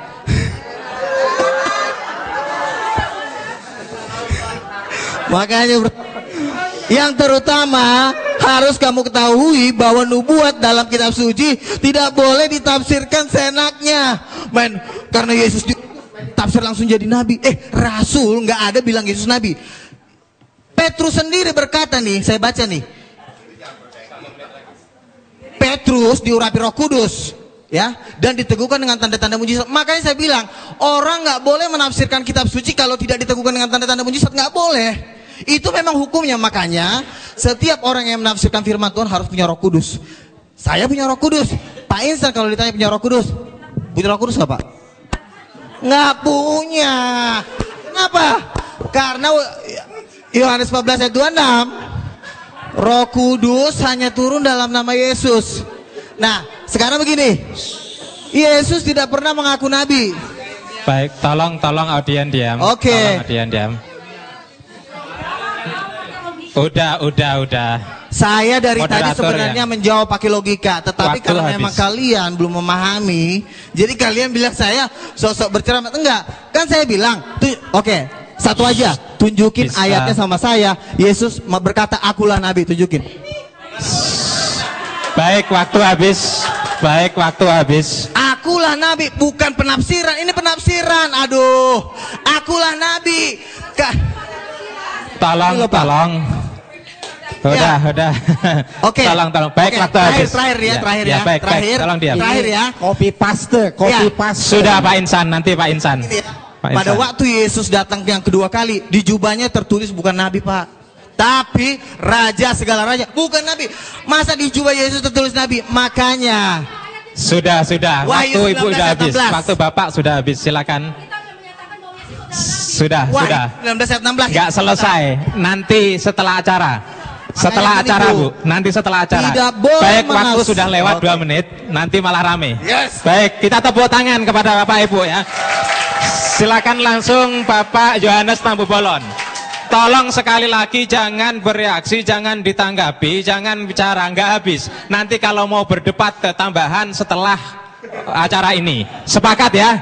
Sepakat. Baik, silakan kepada beliau Bapak Yohanes Tampu Bolon. Nanti saya mau moderator lagi di luar ya. Silakan. Ya, terima kasih. Ya, pertama-tama saya mengucap syukur kita masih mau berdialog, itu aja ya. Mencari kebenaran itu pertama kali. Biarlah Tuhan yang memberikan hikmat kepada kita, dan lebih daripada itu saya harus katakan bahwa termasuk pembicara tadi masih mengambil ayat-ayat yang melihat Yesus saat di dunia gitu loh. Karena perlu saudara ketahui, Yesus itu pernah ada di dunia, pernah naik ke surga, bahkan akan datang sebagai hakim raja. Itu Alkitab menulis itu. Banyak ayatnya karena waktunya sebenarnya saya tidak sempat membaca. Karena apa? Coba aja 15 menit. Waktu sekarang saya komentar 5 menit. Bagaimana saya cepat hanya ambil. Tapi tunggu. Tetapi apa yang saya sampaikan itu berdasarkan firman, Bu. Ya, Yesus sebagai Mesias ada ayatnya.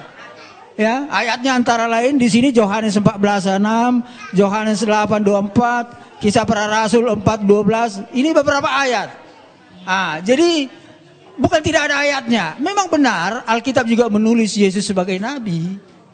Tapi Alkitab juga menulis Yesus sebagai Mesias, bahkan sebagai raja loh.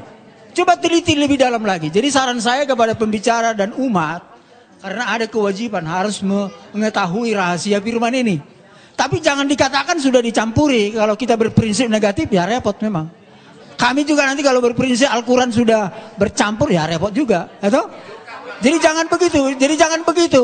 Kita harus yakin bahwa ini dituliskan oleh para nabi dan rasul. Rasul itu bukan rasul-rasul palsu, Pak. Bukan nabi palsu. Itu teruji. Ini iman kita itu harus ada yang seperti itu. Jadi jangan. Kalau seperti itu memang susah kita titik temunya. Kita harus hormati kitab suci. Namanya kitab suci. Itu saya menghormati Alkitab. Alkitab dan Al-Quran. Maka saya hormati. Cuma kita cari titik temunya di mana. Karena memang ini kompleks. Rumit. Sangat dalam. Kalau kita tidak penuh oleh Roh Allah, memang sangat sulit mengertinya Bapak Ibu sekalian. Jadi itulah saran saya. Bukti daripada kebenaran Alkitab tidak hanya tertulis, tapi nyata di dalam kehidupan umat Kristen. Umat Kristen sekarang ini walaupun masih banyak yang tercemar, saya harus katakan, tapi banyak yang masih baik. Benar di hadapan Tuhan. Oleh karena mereka benar dan taat, sesuai dengan kehendak kitab suci Tuhan, taat sehingga mereka memperoleh karunia. Karunia-karunia banyak pada orang-orang yang Kristen yang taat. Bahkan jawatan itu ada di orang Kristen sekarang ini menurut penelitian, Bu. Ada nabi, ada rasul, ada di Alkitab. Dan Alkitab memang mengatakan harus ada itu. Itulah artinya Tuhan kita masih hidup. Roh Kudus masih ada. Jadi kalau misalnya Al-Quran tidak mengatakan tidak ada nabi, ya coba review lagi. Saya harus katakan review lagi. Karena apa? Tuhan itu adalah roh. Dia berfirman melalui nabi dan rasulnya. Apakah Tuhan kita mati tidak berfirman lagi sekarang? Ini pertanyaan saya kepada saudara-saudara. Saya ini orang bernubuat, mendapat rahasia Tuhan melalui mimpi, penglihatan, firman rema, mujizat. Ini yang saya tuliskan ini. Rahasia gempa banjir itu di sini, Pak. Itu menyaksikan Yesus yang datang sebagai hakim raja. Ini kenyataan. Ada di Alkitab, bahkan katanya tadi di Al-Quran ada, belum saya baca memang. Ya puji Tuhan ada titik temunya. Nah, jadi di sini kita mari pencerahan. Satu poin lagi yang harus saya sampaikan dari berbagai pertanyaan tadi, ya. Ada keunggulan daripada pengikut Kristen daripada saudara kita Islam. Menguasai ilmu pengetahuan dan teknologi. Karena apa? Karena Roh Kudus itu ada di dalam hati kita ini. Roh itu adalah Roh Allah sendiri. Berkuasa dan dahsyat. Itu saudara sebab itu. Tapi kuncinya itu ketika kita percaya kepada Isa Al-Masih karena mengkuduskan kita. Karena kita ini sudah berdosa. Hanya Yesus telah datang mensucikan kita. Sehingga kita bisa seperti gambar Allah. Sifatnya Allah. Benar saudara-saudara. Saya menjadi saksi di sekarang ini. Kuasa dukun itu nggak pernah mampan kepada saya. Itu saudara-saudara. Bahkan saya menghancurkan kuasa iblis bisa. Oh bayangkan itu. Oh saya saksi itu. Banyak pengalaman saya. Nanti suatu saksi saya saksikan suatu saat. Habis ya. Puji Tuhan. Terima kasih. Kita tepuk tangan sekali lagi. Jangan sampai ada kuasa-kuasa iblis di sini. Pasti akan lenyap. Baik, untuk yang ketiga 5 menit kepada beliau Pak Insan Mekoginta dipersilakan. Tolong jangan pulang dulu. Ya, baiklah. Mana-mana? Mic itu lebih bagus barangkali. Tes, ya. Ya, tadi kita sudah mendengar bahwa kata Pak Luga Tambunan, mana ada dalilnya Yesus mengatakan dia Tuhan, Nabi. Ternyata ini semua empat Injil kan? Ini kata siapa ini? Kata siapa semua ini? Kata Yesus kan? Ini ucapan Yesus sendiri mengatakan bahwa dia itu seorang nabi. Jadi apa yang saya kutip ke sini itu copy paste, tidak ditambah, tidak dikurangin. Katanya saya menafsirkan sendiri. Ini kan saya ambil dari Alkitab, tidak ditambah, tidak dikurangi. Yang mengatakan Yesus sendiri bahwa dia itu hanya seorang nabi. Nah, nabi itu pasti kan bukan Tuhan. Ayat harus ditafsir dengan ayat, tidak bisa. Jadi harus ada ayat penafsiran lagi. Makanya saya katakan Rasul Yohanes menafsirkan anak Allah itu raja. Jadi harus ada penafsiran ayat dengan ayat. Tidak bisa kan seperti itu. Saya. Jangan diambil lah waktu saya. Ya. Jadi Yesus itu manusia dia nabi bukan Tuhan. Bahkan ada di sini ia bukan manusia. Sebab aku ini Allah dan bukan manusia. Jadi Yesus itu nggak mungkin Allah. Allah aja tidak bisa jadi manusia, bukan manusia apalagi Yesus. Nah, baik, saya akan melanjutkan ini. Komentar para tokoh Kristen dan Katolik tentang ketuhanan Yesus. Nah, saya punya buku. Ini ditulis oleh seorang Kristen namanya Franz Donald. Dia Kristen Tauhid namanya, tidak percaya Yesus Tuhan lagi. Ya, nah, dalam buku ini saya kutip. Ya, kita lihat komentar dan berani para tokoh Alkitab dalam seminar diskusi intelektual keilahian Yesus Kristus dari perspektif Alkitab. Nah, kita lihat pertanyaannya, mana yang benar? Yesus Kristus itu anak Allah atau Allah anak atau keduanya atau lainnya?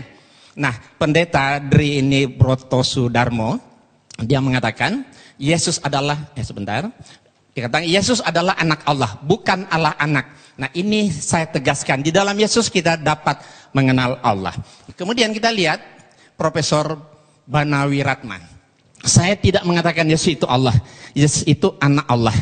Dan dogma Yesus sebagai Allah adalah hasil rumusan Konsili Nisea tahun 325 Masehi. Konsili Nisea inilah yang menjadikan Yesus sebagai anak Allah. Beliau menegaskan pula bahwa konsili itu tidak alkitabiah.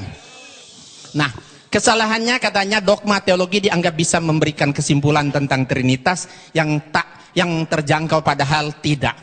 Saya tidak setuju dengan bahasa dogma. Saya lebih suka memilih yang sederhana, yaitu bahasa Alkitab. Yesus bukan Allah, tapi Yesus jalan menuju Allah.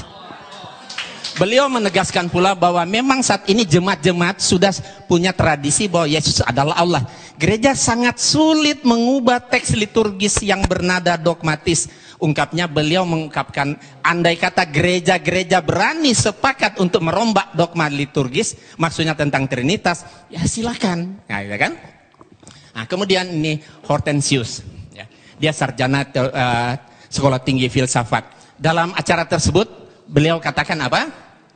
Yesus itu tidak pernah memperkenalkan dirinya sebagai Allah.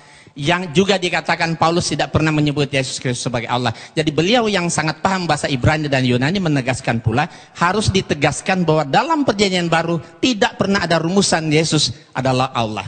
Nah, dengan sangat berani dan tajam beliau sampaikan pendapatnya yang sangat mengagetkan para hadirin yang mendengarnya. Kata beliau, saya keberatan dengan istilah Allah Bapa, Allah Anak dan Allah Roh Kudus. Selanjutnya beliau katakan, Yesus itu jalan menuju Allah. Rumusan 100% Allah, 100% manusia itu hasil konsili Kalkedon, bukan kitab suci. Dalam Alkitab Yesus tidak pernah disebut sebagai Allah sejati. Menurut Romo Tom Yakob dari Katolik ini. Ya, kalimat Yohanes pasal 1 ayat 1 seperti yang dikutip Ibu tadi juga, firman itu adalah Allah. Beliau tegaskan, Yohanes justru menekankan bahwa firman tidak sama dengan Allah, tapi bersama-sama dengan Allah. Nah, satu lagi terakhir, yang paling menarik, salah satu pertanyaan jamaah kepada pastor, bagaimana pengalaman Anda selama menjadi pengikut Yesus? Romo menjawab, itu adalah sebuah pertanyaan yang sangat bagus. Dulu sebelum tahun 1974, kehidupan saya tidaklah baik. Dan saat itu sebelum tahun 74, saya yakin Yesus sungguh Allah dan sungguh manusia. Tetapi setelah tahun 74 sampai sekarang, saya tidak lagi berdoa kepada Yesus, tapi saya berdoa kepada Allahnya Yesus dengan dorongan Roh Kudus. Nah, saya lebih Kristiani sejak saya percaya Yesus bukan Allah daripada sebelumnya ketika saya percaya Yesus itu adalah Allah. Sedikit ya, sedikit ya. Dan nah, ini terakhir sekali lagi, siapakah dari pertanyaan yang diajukan kepada pembicara, siapakah Yesus menurut Alkitab? Apakah dia Allah sejati atau bukan? Nah, 3 dari 4 narasumber Kristen itu mengatakan Yesus itu bukan Allah sejati. Allah adalah Bapa dan Yesus itu utusan Allah. Berarti Nabi kan? Yang menjadi jalan bagi manusia untuk menuju kepada Allah. Nah, rumusan Konsili Nicea tahun 35 mengatakan, ya, dogma Trinitas sudah waktunya ditinjau kembali atau dirombak atau bahkan ditinggalkan sama sekali. Gitu. Sedikit ya. Itu pendapat para pakar. Baik. Bukan 12 rasul. Nah, Anda mau hidup menurut kata pakar atau 12 rasul? Karena pakar-pakar ini nggak ada kuasa, nggak ada tanda-tanda mujizat. Baik, terima kasih. Nah, jadi kalau mau ikut percaya sama orang pemimpin, ikutilah para penginjil-penginjil dunia yang telah melakukan dan kesaksian mereka. Bukan kata ini, mereka ini juga kita nggak tahu siapa, yang kita percaya aja, jangan-jangan mereka udah di neraka lagi. Terima kasih Pak Luka. Nanti ada waktunya dalam debat yang ketiga, Pak. Silakan yang terakhir kepada Ustadz Samsul Arifin Nababan. Waktu kita berikan 5 menit. Tolong diingat, bicara yang padat, rinci, dan jelas, singkat. Kepada beliau dipersilakan. Terima kasih Bapak Ibu, sudah kupas tuntas semua jawaban-jawaban dari pembicara. Saya hanya ingin tegaskan kembali bahwa Pak Tambunan maupun Pak Tampu Bolon lebih banyak berbicara dalam dialog ini dengan mengembalikan kepada dogma saja. Semestinya kita dialog begini harus dialog konsep. Jadi kita semua kembali mengacu kepada nas. Dan kita semuanya pakai copy paste.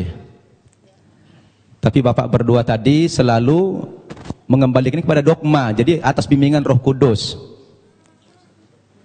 Dan tanpa diperinci apa itu Roh Kudus dan siapa itu Roh Kudus. Mengambang. Kalau tadi beliau berdua menjelaskan, terutama Pak Tambunan, tidak ada nas dalam Alkitab aku adalah nabi tapi anak Allah. Itu bisa dibaca dalam Matius pasal 3 ayat 16 sampai 17. Sesudah dibaptis Yesus segera keluar dari air dan pada waktu itu juga langit terbuka dan ia melihat roh Allah seperti burung merpati turun ke atasnya. Lalu terdengarlah suara dari sorga yang mengatakan, inilah anakku yang kukasihi, kepadanya lah aku berkenan.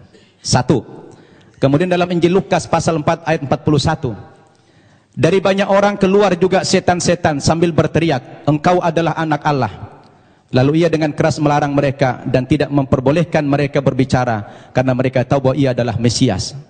Begini, kalau memang kata anak Allah itu indikatornya bahwa Yesus adalah Tuhan, mestinya orang Kristen harus konsisten. Ada terlalu banyak yang menjadi Tuhan di dunia ini. Kenapa? Karena ternyata yang dikatakan istilah anak Allah itu bukan cuma Yesus. Coba dibaca dalam kitab Matius pasal 5 ayat 9, Injil Matius pasal 5:9, dikatakan di sini, berbahagialah orang yang membawa damai, karena mereka akan disebut anak-anak Allah. Nah, berarti siapa yang membawa perdamaian di dunia ini semua anak Allah. Berarti anak Allah itu bukan cuma Yesus. Kalau begitu yang membawa damai Tuhan semua jadinya. Nah, jadi ini perlu dipahami. Maka dalam Islam kata anak Allah itu bukan Tuhan tapi hamba, abduhu wa rasuluh, hamba dan utusannya. Jadi malah membingungkan kalau dikatakan Yesus itu anak Allah lalu dipresentasikan sebagai Tuhan. Berarti bagaimana dengan dalil ini Injil Matius tadi? Semua orang yang mendamaikan di dunia ini akan dipanggil sebagai anak-anak Allah. Berarti Tuhan juga dong. Nah, ini secara logik dan berdasarkan nas. Nah, oleh karena itulah sebetulnya boleh dikomentari, silakan. Gini, ini ayat ini sering banget saya dengar ya. Jadi begini loh, bedanya seperti ini. Lihat, perhatikan, jangan ketawa dulu. Anak-anak Allah, Yohanes 1:12, barang siapa percaya kepada dia akan diberikan kuasa supaya sebagai menjadi anak-anak Allah. Beda dengan Mesias, anak Allah. Kenapa bedanya? Karena semua nabi-nabi itu dipenuhi Roh Kudus disebut juga anak-anak Allah. Tetapi bedanya apa? Mesias itu sudah dijanjikan dari zaman dulu. Nabi-nabi menjanjikan Mesias. Nanti akan datang Mesias. Nabi satu ngomong nanti akan datang Mesias. Nabi satu ngomong sampai Nabi Yesaya sampai Nabi terakhir nanti akan datang Mesias. Kira banyak di Yesaya nabi-nabi itu menubuatkan. Kalian kalau saya ngomong jangan teriak-teriak dulu, ntar kalian nggak ngerti gitu loh. Gini, lihat, nabi-nabi menubuatkan tentang kedatangan Mesias itu ada di Perjanjian Lama. Nah, nabi-nabi ini pada waktu Yesus tadi yang saya pertama kali mengatakan, di situ dikatakan Mesias anak Allah. Bukan hanya anak-anak Allah. Bedanya apa? Nah, untuk menafsirkan Mesias anak Allah ini, yang menafsirkan bukan dokter, bukan profesor, tapi rasul, 12 rasul. Makanya 12 rasul menafsirkan Mesias anak Allah dalam Wahyu 19 ayat 16, bahwa Mesias anak Allah penafsirannya adalah raja, segala raja, bukan nabi. Jadi kalian jangan sembarang menafsirkan kitab suci. Mesias anak Allah dengan anak Allah beda banget gitu loh. Jadi perbedaan ini kalian harus pahami, karena perbedaan ini efeknya lautan api dan belerang gitu loh. Jadi Mesias anak Allah dan anak-anak beda. Itu yang saya pahami dan yang saya pelajari selama ini, karena saya udah tahu jawaban pertanyaan kalian pasti itu gitu loh. Jadi itu gantian. Saya belum selesai tadi. Itu sanggahan dari beliau. Kita jadi bingung nih. Kenapa bingung? Kita kan membaca Alkitab ini justru kita menghindari tafsir. Ini textbook kita ini, copy paste. Kalau memang tulisan-tulisan kami yang mengambil dari Alkitab ini dianggap salah, padahal ini adalah textbook kami menulis di sini. Terus apalagi yang dipakai sebagai hujah, sebagai jangan baca argumen. Satu ayat aja Pak. Makanya baca juga kitab Wahyu. Jangan cuma baca. Saya mau kembali kepada teks lagi. Di antara indikasi juga Yesus bukan Tuhan, saya baca dalam Injil Markus pasal 13 ayat 31 sampai 32. Dikatakan dalam ayat ini, Yesus tidak tahu kapan kiamat itu terjadi. Masa ada Tuhan tidak tahu kiamat kapan terjadi? Nah, ini menjadi pertanyaan yang menarik sebetulnya. Jadi ini tanpa tafsir, ini bukan tafsir. Jadi ini bukan tafsir, kami nggak berhak menafsirkan. Makanya kami hanya textbook saja. Kembali kepada Kufi Faste ini. Nah, terkecuali kalau bapak-bapak tidak lagi mengakui Alkitab ini, lain soal. Jadi kalau mau dibantah, sebetulnya jangan dibantah kami, dibantah saja itu Alkitab. Karena kami hanya menyadur saja. Iya, demikian. Terima kasih. Makanya Pak, kesimpulan dari seluruh Injil itu ada di kitab Wahyu. Jangan kalian baca cuma kitab Injil doang. Tapi kitab Wahyu kalian baca, itu kesimpulan dari seluruh Injil itu ada di kitab Wahyu. Jadi kalau mau kalian, ntar lupa. Kalau kalian mau menafsirkan, kalau kalian mau menafsirkan Alkitab, baca kitab Wahyu. Karena di kitab Wahyu dikatakan di seluruh umat, seluruh malaikat itu menyembah Yesus, ada ayatnya di kitab Wahyu. Makanya baca kitab Wahyu, karena kitab Wahyu itu penafsiran dari rasul-rasul. Saya bacakan ya, saya bacakan. Baik, Bapak, saya kasih waktu setengah menit, tidak lebih, tidak kurang. Setelah itu Bapak nggak bisa lagi. Wahyu setengah menit ya, Wahyu 5 ayat 11, maka aku melihat dan mendengar suara banyak malaikat di sekeliling tata makhluk-makhluk dan tua-tua, itu jumlah mereka berlaksa-laksa. Katanya dengan suara nyaring, anak domba yang disembelih itu layak menerima kuasa dan kekayaan, hikmat, kekuatan, pujian sampai selama-lamanya. Dan saya lanjutkan ke ayat 14, dan keempat makhluk itu berkata amin, dan tua-tua itu jatuh tersungkur dan menyembah Yesus. Ada ayatnya Yesus disembah. Kalian kan berkata, mana ayatnya Yesus sembahlah aku? Ini ayatnya bacaan terbaik. Sudah setengah menit. Terima kasih. Pak Insan setengah menit. Ya, sebenarnya kitab Wahyu yang menjadi rujukan beliau itu, Wahyu kepada Yohanes itu mimpi. Bukan wahyu. Mimpi Yohanes di Pulau Patmos. Itu kan kata Bapak. Jadi mimpi panjang. Pak. Ya. Sebentar. Mimpi panjang berseri ya. Makanya kitab Wahyu merupakan salah satu kitab yang paling sulit sekali ditafsirkan. Di situ rasul terkasih loh. Paling sulit ditafsirkan karena ini cuma mimpi. Nah, zaman dulu ditulis mimpi, kemudian dirubah lagi kenyataan. Sekarang dirubah lagi menjadi wahyu supaya keren, biar keren kelihatan. Diganti cukup wahyu. Baik Pak Insan, cukup. Kita tutup karena bukan mencari kemenangan dan bukan mencari kekalahan. Masing-masing berdakwah kepada yang lain. Silakan yang umat Islam itu tadi dengarkan, renungkan terhadap Bapak Luga Tambunan dengan Pak Yohanes Tampu Bolon. Yang Nasrani silahkan renungkan. Terima kasih kepada Ketua Panitia yang menyelenggarakan acara ini, cukup sukses Pak Ketua. Kemudian kepada para pembicara, Ustadz Samsul Arifin Nababan, Bapak Insan Moko Ginta, Bapak Luga Tambunan yang saya suka semangatnya ini, masih muda. Kemudian Bapak Yohanes Tampu Bolon yang lebih bijak, santai, tenang, dan juga semua audien yang hadir di sini, semoga seluruhnya mendapatkan hidayah dari Allah Subhanahu wa taala. Terima kasih dari kami. Billahi taufik wal hidayah. Assalamualaikum warahmatullahi wabarakatuh.